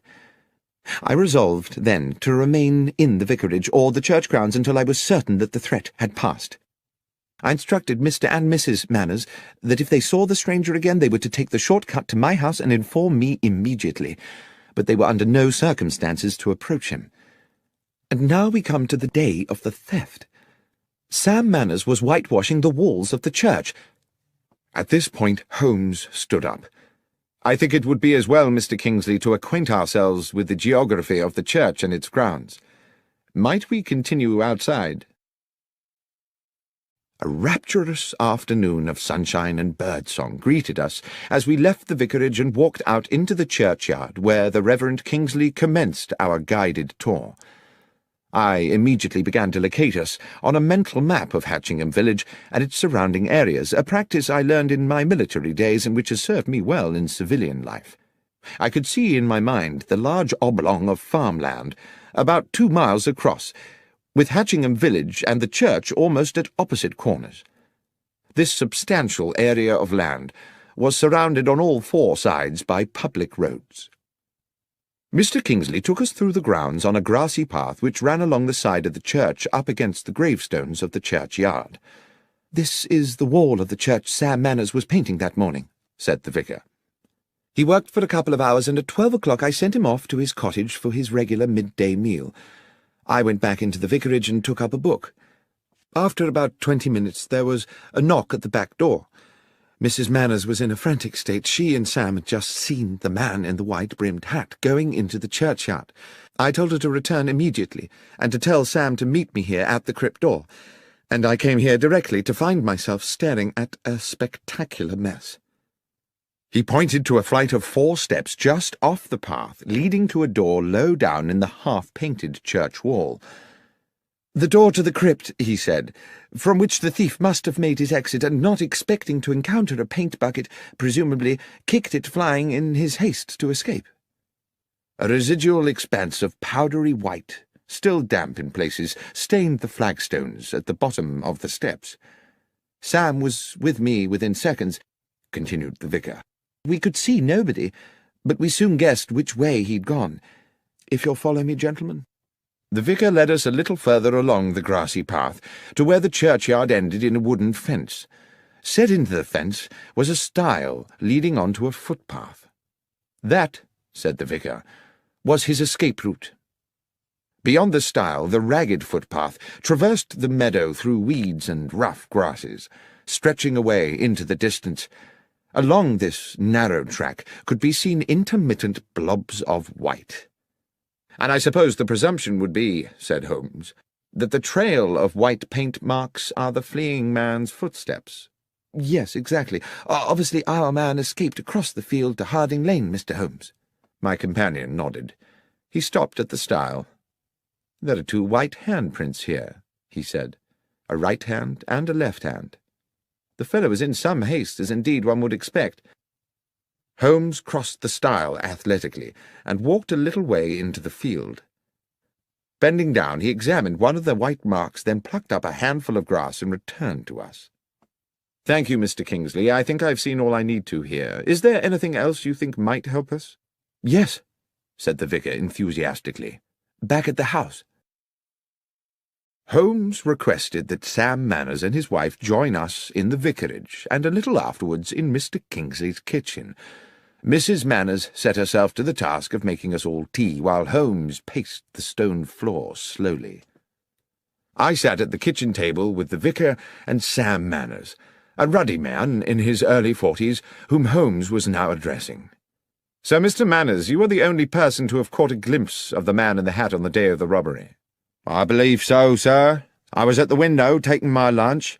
I saw this feller in the big hat looking up and down the lane a few times as if to check all was clear, then enter the churchyard. Straight away I said to Mrs. Manners to go by the back door and tell the vicar." "And you yourself waited in the cottage until Mrs. Manners returned?" "I did, sir." "For how long?"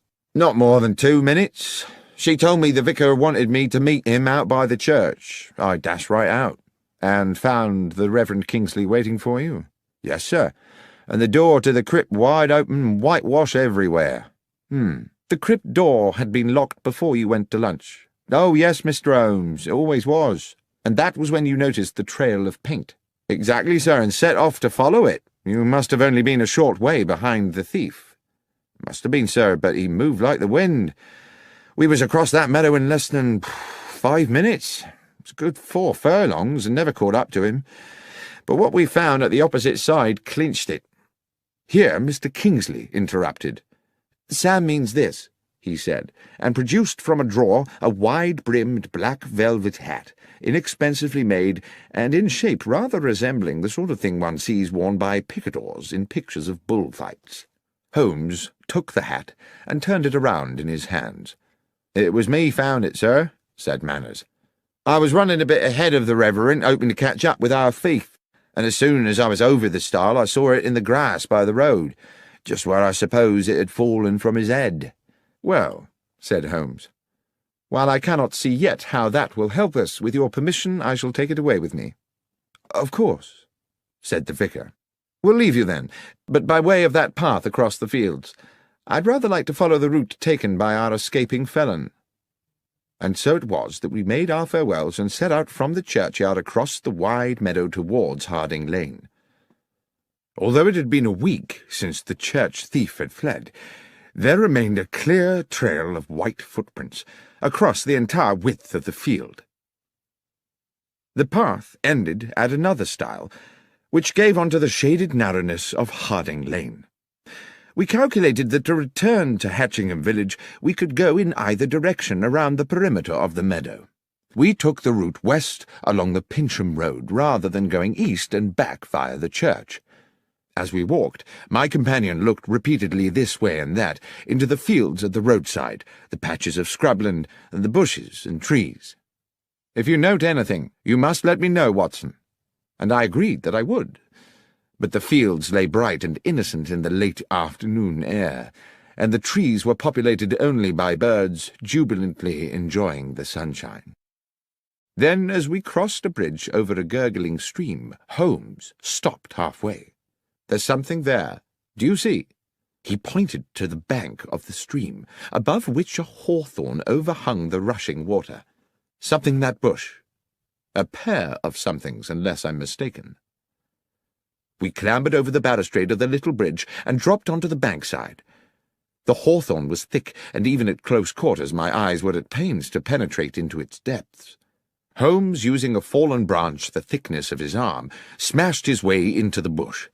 His soft cry of triumph told me he had found something, and he reached in and retrieved in one hand a large pair of leather boots. "What do you think, Watson?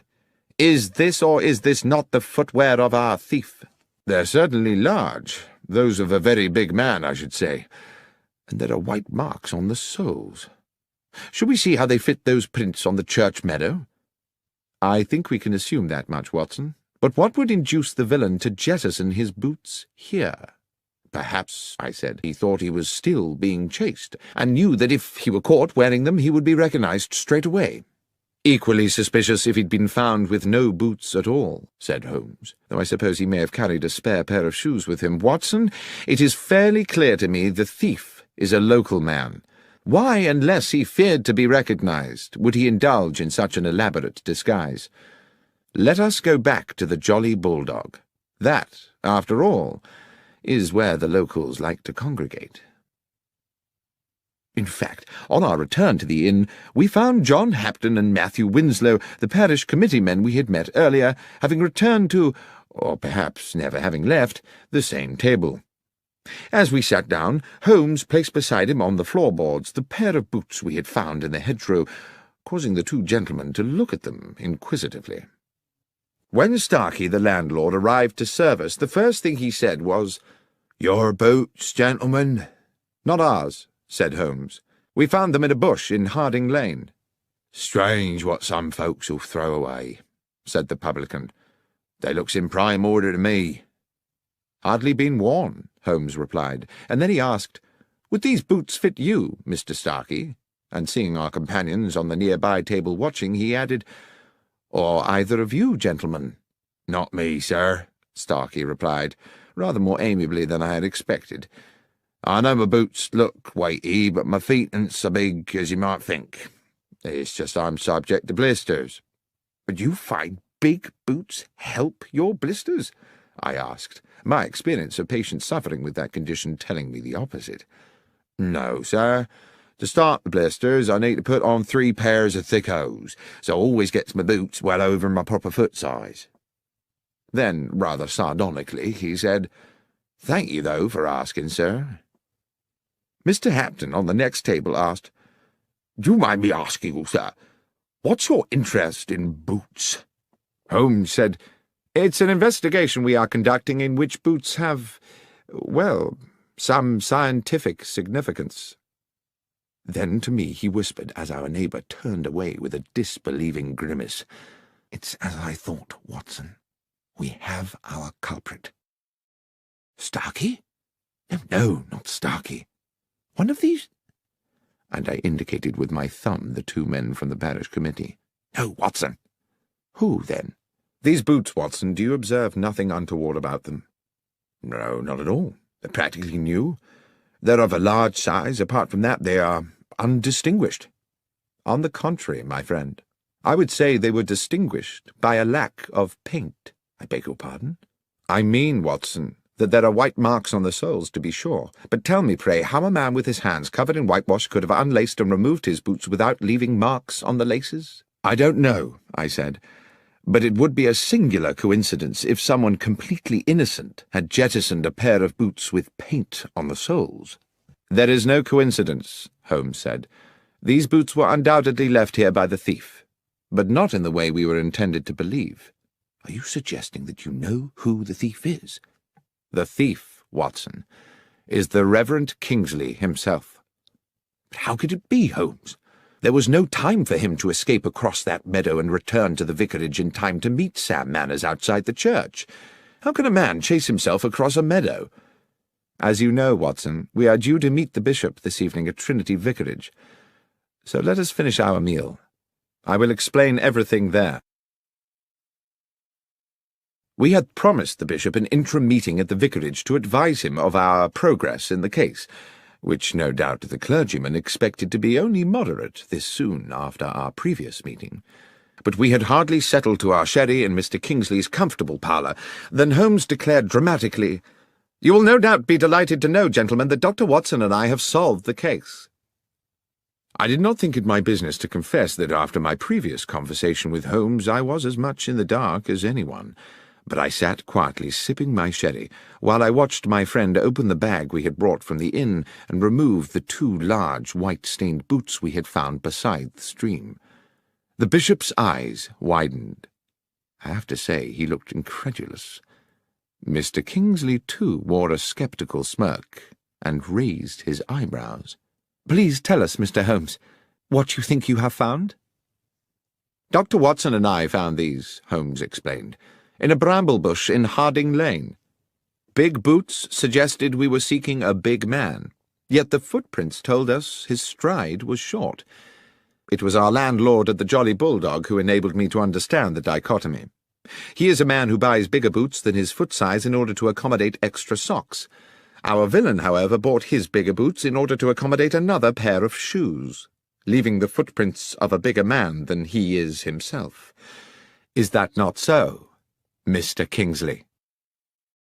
The young vicar, I thought at the time, if he was guilty of anything, was heroically cool about it. He betrayed nothing but genteel surprise. "Are you suggesting that I was the thief, Mr. Holmes?" "Holmes," said the bishop gravely, "from what I understand, Mr. Kingsley and his verger practically managed to catch up with the thief on that fateful day. What on earth do you think is the evidence for this assertion?" "My lord," Holmes said confidently, "Mr. Kingsley wished to embezzle the money raised by the sale of the Hatchingham Grail and decided to construct a piece of theatre which would deceive investigators. He not only invented the spectral man in the large-brimmed hat, he also on several occasions paraded in the hat and the high-collared coat and ensured that Mr. and Mrs. Manners caught a glimpse of him. On the day of the theft, having sent Sam Manners to lunch, he came back here to the vicarage, assumed the disguise, showed himself at the cottage window where Manners was eating, and proceeded into the churchyard. Dashing back to the vicarage again, he slipped out of his cloak and hat and waited for Mrs. Manners' knock on the door. He told Mrs. Manners to summon her husband and rendezvoused with him outside the crypt door." "And then what?" said Mr. Kingsley, insolent with fury. "I put on these boots, unlocked the church, went down to the crypt, took the money, escaped the church, jumped the stile and ran across a mile of the field, then dashed a mile back, took off the boots and waited calmly for Sam to arrive, whereupon I went chasing off across the field again? That would indeed have been ingenious. To do in 2 minutes what an athlete could not do in 20. Yes, indeed. The question, as my friend Dr. Watson has clarified, is precisely, how may a man chase himself across a meadow?" "And the answer?" asked the bishop. "No one will ever know at what point you took the money, Mr. Kingsley. As the keyholder you are free to do it at your leisure, and, for all one knows, it may never have been in the crypt safe in the first place. Certainly there was no need for you to waste time on it on the day we are discussing. You wished to ensure there was just enough time with Mr. Manners at lunch for you to get to the crypt door and kick over the whitewash bucket. And of course you had given Mr. Manners the task of whitewashing that particular part of the church wall, simply to ensure that there would be a bucket there to be upturned. That was all you needed to do, because, and here is the thing, you had made the footprints across the field on the night before. You had also, I have no doubt, planted the boots in the hedgerow on the same occasion, making sure they had plenty of white paint on the soles. Foolishly, you forgot to daub a little on the shoe laces." At this point, the vicar dropped into a chair as though all resistance had suddenly fled him, and I believe that as Holmes proceeded, we all realized that he was now approaching a devastating conclusion. "At some hour of that night, Mr. Kingsley, having splashed so much whitewash on the underside of the boots that your hands were gloved with paint, you planted your white-printed trail along the footpath across the meadow to Harding Lane. Afterwards you dropped the wide-brimmed hat by the stile and jettisoned the boots in a bush further along Harding Lane. The trail of prints was therefore neatly in place for the deception next morning, and I dare say you were solicitous to keep Mr. Manners away from the stile, where he might prematurely stumble upon your, if I may so misname it, handiwork." "But one moment," said the bishop. "If Mr. Kingsley had dropped the hat the night before, how could he have been wearing it that morning?" "Well, of course, that's simple," said Holmes. "There were two hats. And finally, there was the question of the keys." "What question was that, Holmes?" I asked. "I don't recollect any mention of keys." "Precisely. There was a distinct absence of any such mention. Why? Because a key would have been needed to enter the crypt, and Mr. Kingsley thought it better not to raise the tricky matter of how such an intruder might have got hold of one." The pale face and slumped figure of Mr. Kingsley indicated his utter defeat. The bishop clearly needed no further convincing. "The money, Kingsley," he said. "Have you spent it?" The vicar looked bitter. "I'm a gambler, Bishop. And the truth is that over the years I have burdened myself with appalling debts. I started to use the church money bit by bit. I meant to return it one day when I had a big win, but money runs through my hands like water. There's little of it left." "Then it's a matter for the police," the bishop said. "And we must find a new vicar for Hatchingham. I fear that you, Mr. Kingsley, will for many years be the incumbent of a much dingier parish."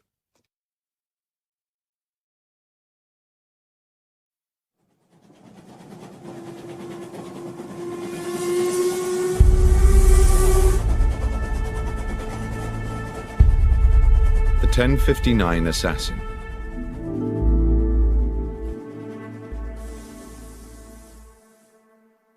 It is now well known that the investigations of my friend and companion Sherlock Holmes, which I have had the privilege to document over the years, represent only a small portion of his life's work.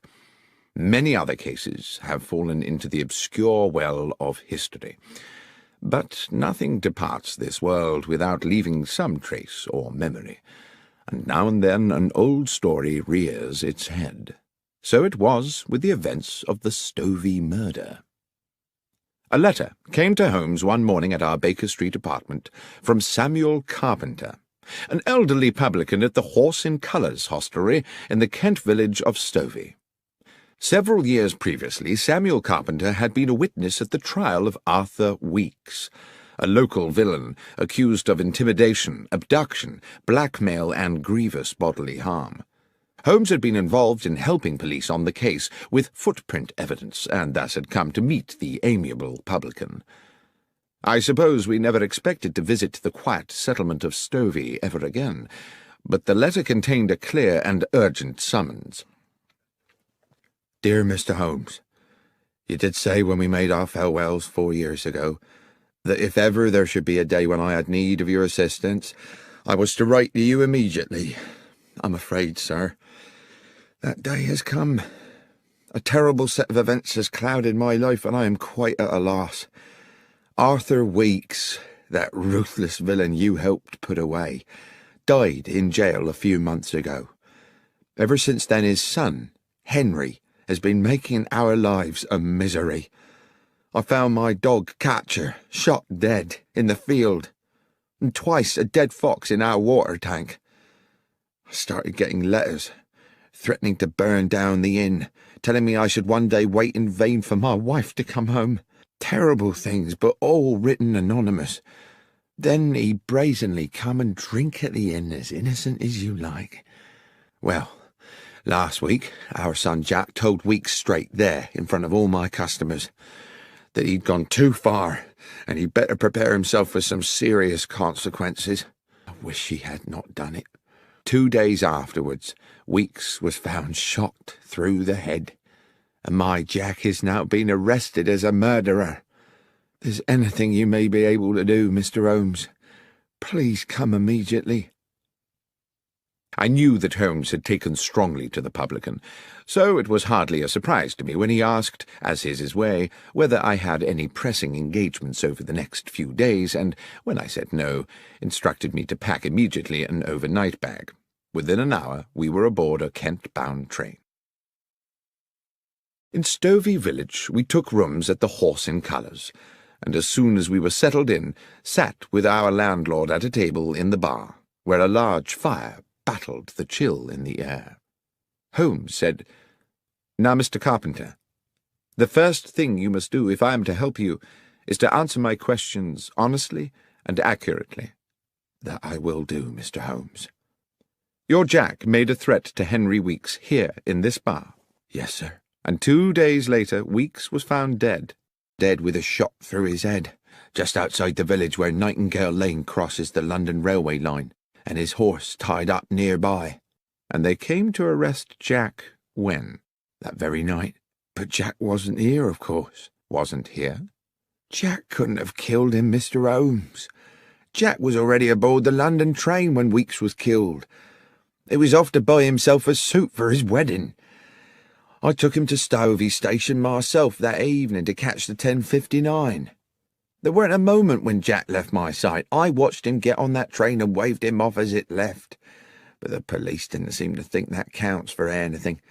Soon as he got back here next day, they carted him off, and he's now under lock and key in Maidstone jail." "Well, Mr. Carpenter," said Holmes, "I accept unequivocally that what you are telling me is the truth.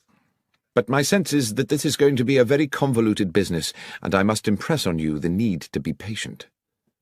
When Carpenter had returned to serving his customers, I said quietly to Holmes, "Surely, if what the old chap says is true, the police have no case. Weeks must have had 100 enemies hungry for his blood, with far weaker alibis than Jack Carpenter."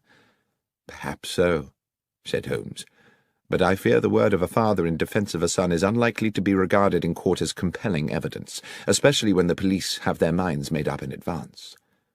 Watson, I've a suspicion that things may get a lot more obscure before they become clearer. Let's make good use of the afternoon by acquainting ourselves with the details of Henry Weeks' unfortunate end."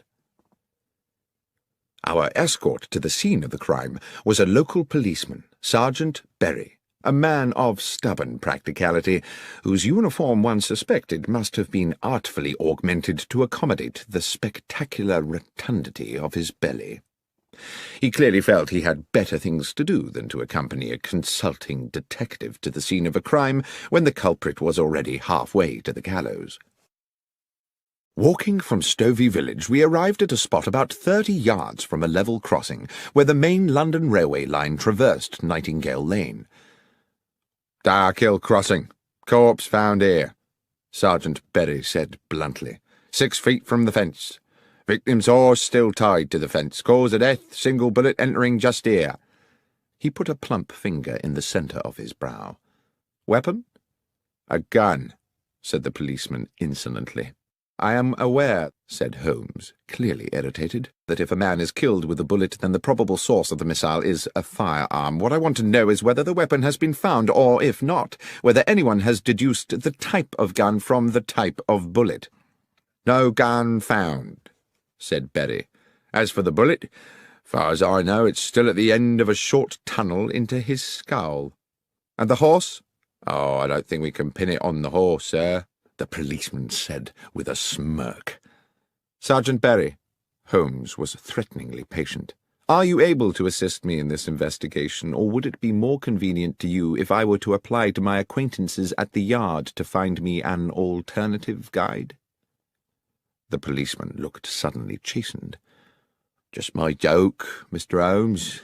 Yes, I can take you to the horse, sir, and to the body." We saw the horse first. It had been stabled with the police horses in a yard in the village, a tall brown stallion with rather frightened eyes. When young, it must have been a formidable creature. Now it looked ragged from a lifetime of hard riding. Holmes looked it over carefully. The animal was skittish, seemingly distressed, and tried to pull away when Holmes held its bridle to examine its head. I watched rather nervously as my friend entered the stable bay and walked round the animal, which threatened to jostle him against the walls. Then, when he reached the front of the creature again, Holmes said, "There's a mark here. A sharp wound, can you see?" On the right foreleg, just above the fetlock joint, was a slender but quite noticeable lesion, apparently caused fairly recently. Holmes turned to Berry again. "Was this mark here when the horse was found?" "I believe so." Good. Well, since we seem to be in the business of investigating wounds today, you'd better show us the way to the morgue. Incidentally, Sergeant, how well do you know the accused man? Fairly well, replied the policeman. Do you know whether he has friends, acquaintances, perhaps, of some intimacy? Well, not really that I know of, sir.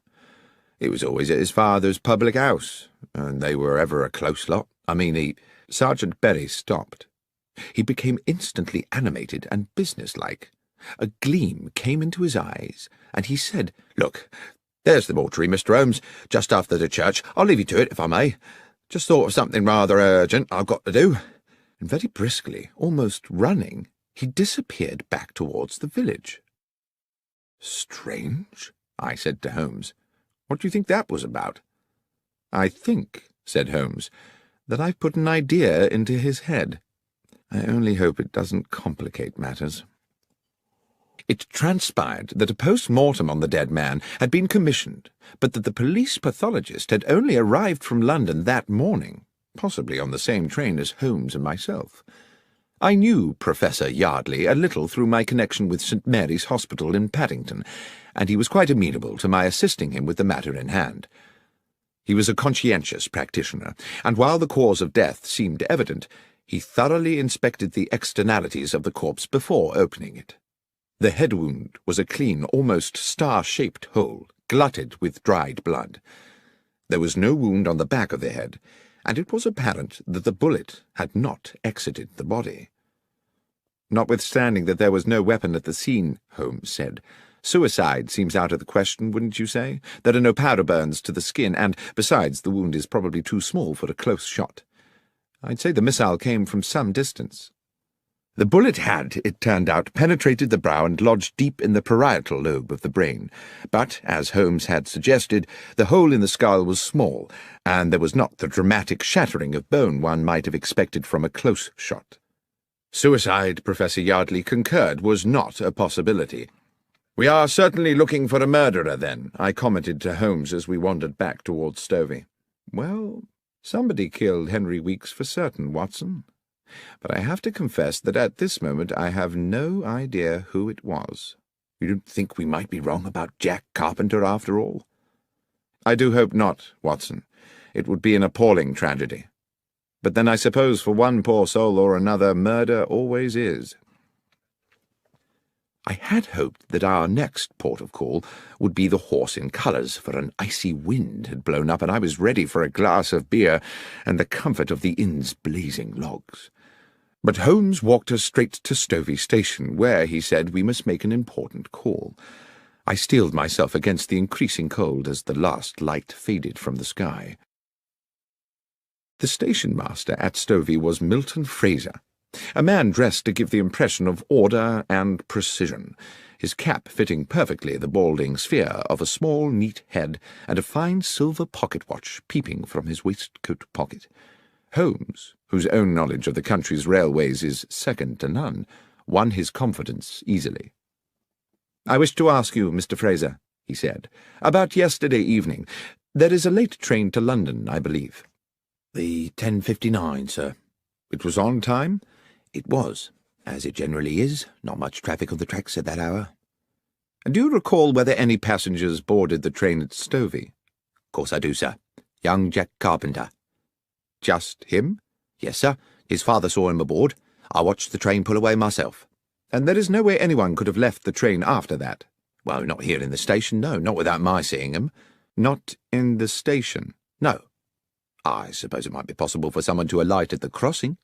"The level crossing?" "Yes, sir. The 10:59 always stops at Darkhill Crossing for a few minutes. Safety precaution, sir.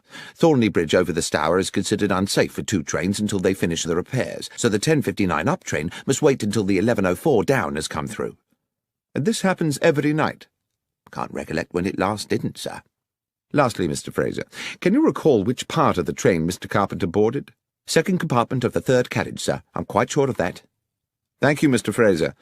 You've been more helpful than you know." "I suppose we now have to consider," I said to my companion back at the Horse in Colours, as I stared into the flames of the fire, "that Jack Carpenter shot Henry Weeks from the stationary train." "We must consider it, certainly," Yet I think it rather unlikely. How would Carpenter have known his intended target was going to be waiting there at the crossing? Then what is the significance of the stopping train? Has it any? I'm beginning to think it has, but I must confess to being currently unsure in what way. Well, let's eat and then sleep on it, I said. But at that moment our cosy evening was horribly interrupted. A young woman, hair dishevelled, came screaming into the bar. "Mr. Carpenter! Mr. Carpenter!" The elderly landlord came rushing in from the kitchen. "What is it, Sarah?" "It's Beth Miller. They've taken her in." "Who's taken her?" "The police. That Sergeant Berry's arrested her. Says he found a gun." "What's this?" cried Holmes. "Who is Beth Miller?" "Beth is my son Jack's betrothed," Carpenter said. "Their wedding is fixed for next month. Beth's a good and honest young woman and gentle as a lamb.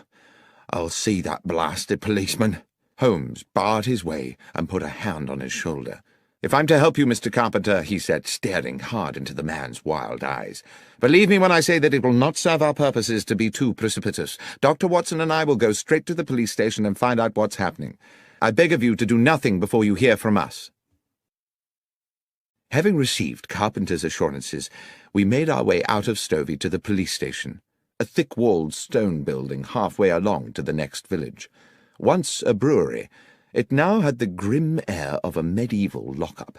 It would not be exaggerating to say that my friend and I received a cool welcome from Sergeant Berry, whose domain this appeared to be. "Yes, sir, I do have a young woman in custody here, and I can confirm that she has been charged on suspicion of murder." "And can you tell me," said Holmes, "how she is supposed to have committed this crime?"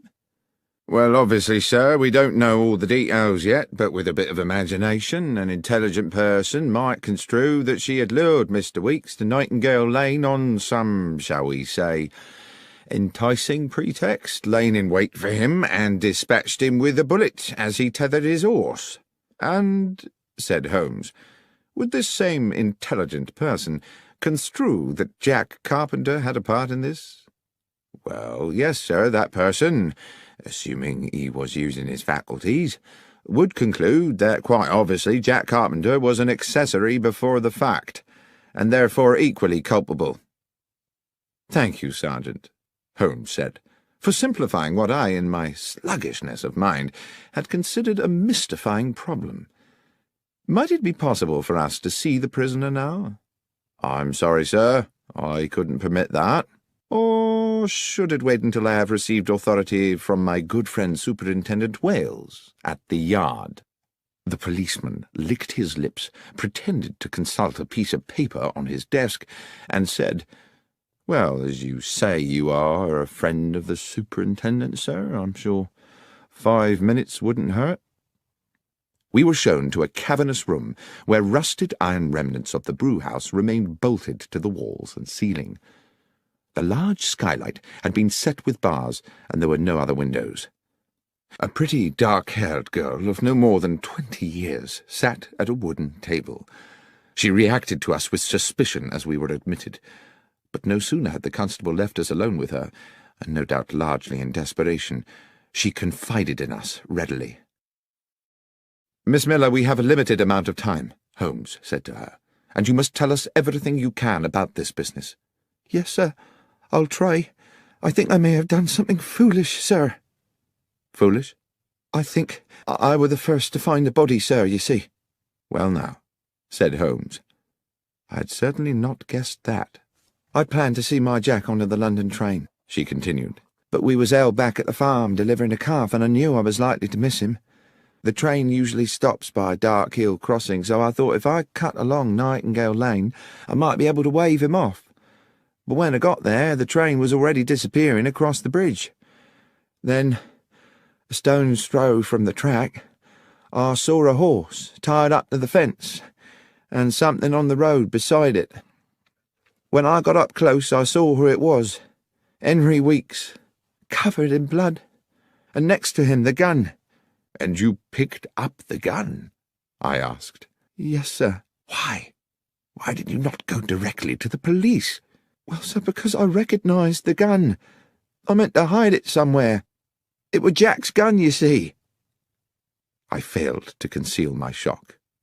"Jack's gun?" "So you took the gun," Holmes said, "because you thought Jack Carpenter might have killed Weeks?" "Yes, sir. That was my fear." "Even though Jack was on the train?" "I didn't know how long Weeks had lain there, sir. It's a lonely place, and he might have been there for hours. So that didn't look good for Jack, departing as he did the very same evening. I weren't sure of nothing, Mr. Holmes, except that Jack was likely to get the blame, everyone knowing about the venom between him and the Weeks family." "And what," Holmes said, "did you do with Jack's gun?" "Wrapped it in my shawl, slung it on my shoulder, and took it home to hide it. But I was unlucky. On the way I passed Sergeant Berry. I think he must afterwards have puzzled over my strange burden, for he came today to search the cottage, and that's when I was arrested." "But Holmes," I said, "if the murder weapon was beside the body, doesn't that at least establish Jack's innocence?" "Unfortunately not, Watson. The assumption we had made was that the murder occurred while Jack was on the train. If it happened well before that, I fear that either he or Miss Miller here remain the prima facie suspects." "But I didn't kill Henry Weeks, sir. I swear to God." "I don't believe you did, Miss Miller, but we have to convince the police of that. Be hopeful."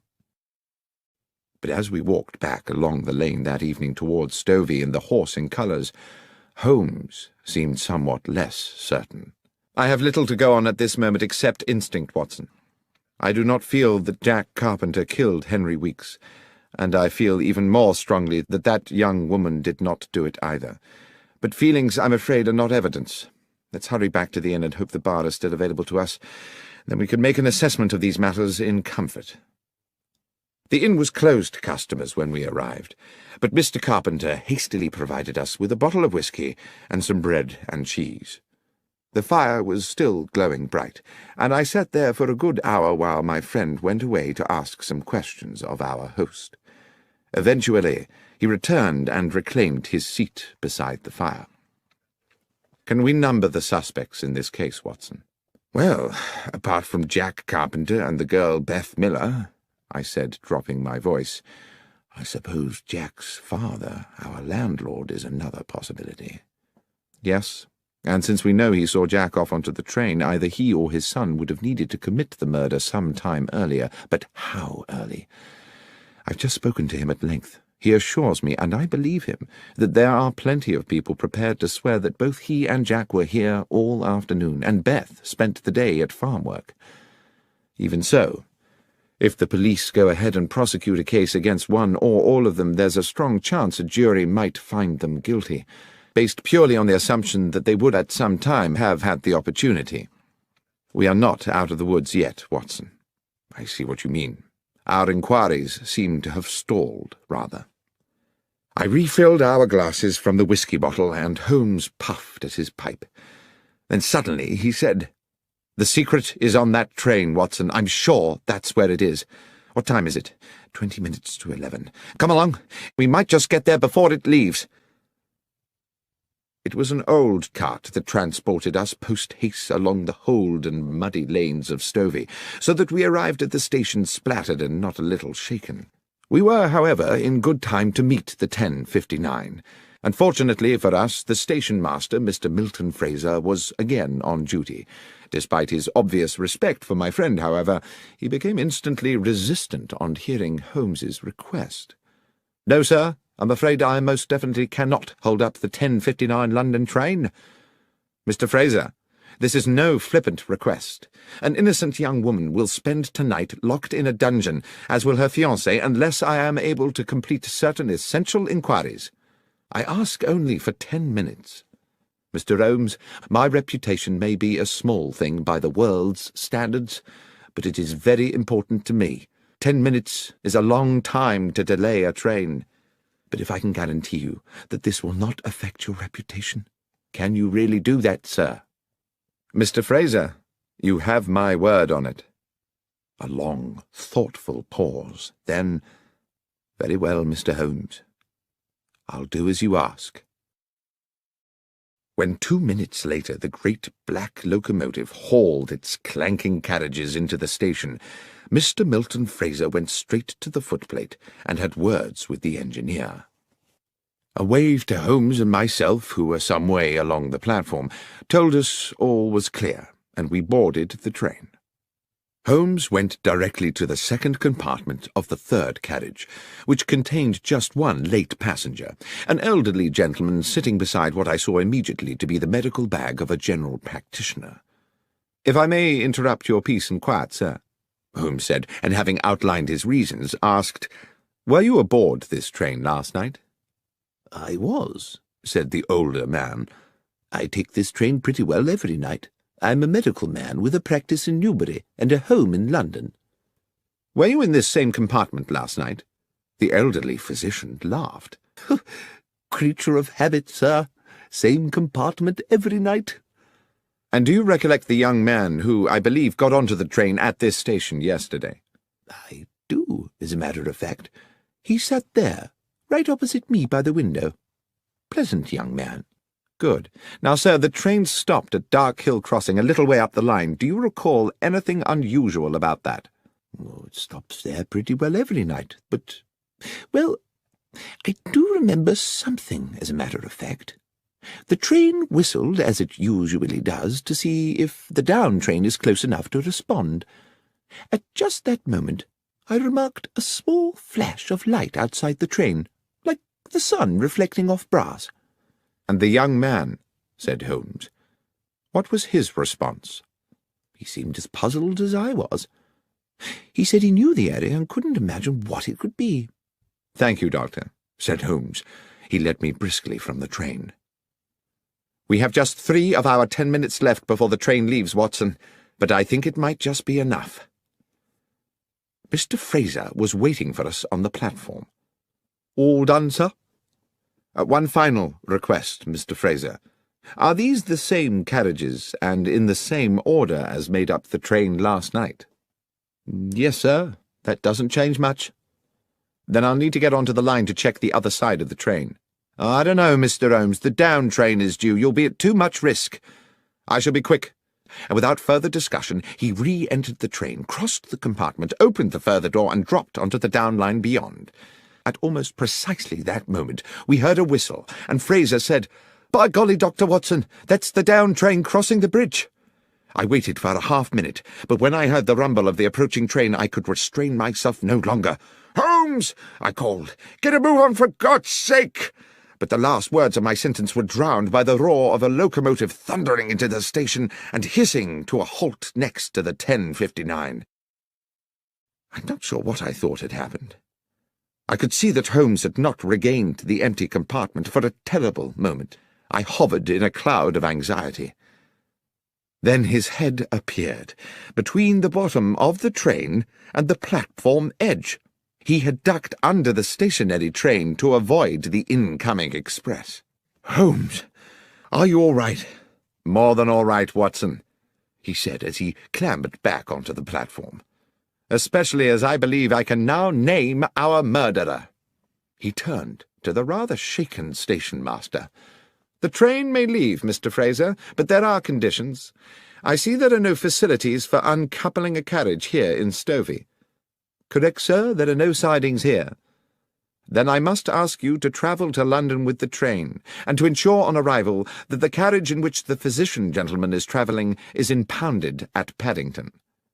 "Good Lord, Mr. Holmes, is the doctor a suspect?" "No, Mr. Fraser, but one might say the carriage is." Despite his misgivings, the station-master was heroically compliant, and directly he had arranged for a message to be sent to his own family, he boarded the 10:59, which had now, for one night only, become the 11:25, and the train pulled out of the station on its way to London. "Well, Holmes, I probably don't need to tell you," I said, "that I am completely baffled." "You can be forgiven for that, Watson. It has been a puzzling business. But you do intend to explain to me how a train carriage can be a suspect in a murder case. I will explain everything when we get back to the Horse and Colours, but first I must ensure that Beth Miller is released from that appalling prison and spends tonight in her own bed. It was long past midnight when we sat again in the comfort of the inn. Though I had not been present when Holmes had put his theory before Sergeant Berry at the makeshift jail, he had clearly made a convincing argument, because Beth Miller had been immediately released and sat with us now at the rough-hewn table where Samuel Carpenter, bubbling with the turn in fortune, was proving very liberal with his best ale. "So, who was it, Mr. Holmes? Who was the murderer?" "Well, that's not as simple a question to answer as you might think," said Holmes. "The simple answer is that Henry Weeks was the murderer." "Do you mean it was suicide?" I said. "Well, Watson, whatever we call it, there is no doubt that when Henry Weeks fired the gun, it was to murder Jack Carpenter." Around the table, Mr. Carpenter, Beth Miller, and I, all wearing similar baffled expressions, sat staring at Holmes, waiting for him to elucidate. "Henry Weeks," Holmes said, "went to the spot with the intention of killing young Jack. He knew the train would stop there, and he meant to get a shot at his victim through the carriage window. Things seemed to be going well for him. Jack Carpenter was sitting on the stovey side of the train, so Weeks would have had a good view of him from the lane. Here is what I believe happened. Weeks took aim, but at the very moment he was about to squeeze the trigger, the train blew its whistle. My guess is that the horse reared up and kicked the butt of the gun, hence that wound on the beast's foreleg. The gun went off." "Ah," said I, "that flash of light the physician on the train mentioned." "Precisely. The sound of the shot was probably drowned by the noise of the train. The gun barrel now tilted down, its aim sent low. The bullet hit the wheel bogie of the carriage. The mark on the metalwork is what I was so keen to check this evening, and ricocheted back to strike Henry Weeks." "So the train wheel was the killer," I said. "As I say, one could impute the train or the bullet or even the horse as accessories, for all were material in the death. But the fact of the matter is that Henry Weeks, in a rather elegant example of poetic justice, inadvertently murdered himself." Holmes and I took the first train back to London the following morning, passing on our way out of Stovey Station the sight of Weeks's lonely death. "What put you onto it, Holmes?" I asked. "I suppose you could say, Watson, that human goodness put me onto it." "Not deduction, then?" "Samuel Carpenter, his son Jack, Beth Miller. Good people, Watson. We were, if my instinct about them was correct, distinctly short of homicidal candidates. Then you'll recollect the nature of Weeks's head wound. Clearly not suicide, as you noted yourself, because of the shallow nature of the wound. But was it a deep enough lesion to have been caused by a direct hit at close range? That set me wondering about whether the bullet might have rebounded. My examination of the train confirmed it." "You're quite right about the wound. I dare say it didn't kill him outright. The poor man probably lay there for some while, bleeding to death in the cold." "Well," said Holmes, "perhaps that bleak hour may have given him time to reconsider the error of his ways." Sherlock Holmes, The Rediscovered Railway Mysteries and Other Stories, was written by John Taylor and read by Benedict Cumberbatch. It was produced by Fiction Factory and is published by BBC Audiobooks.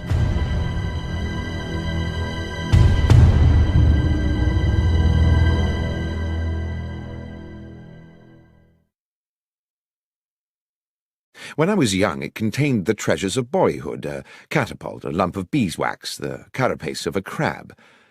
For many years since, it has been the repository of an archive, admittedly a rag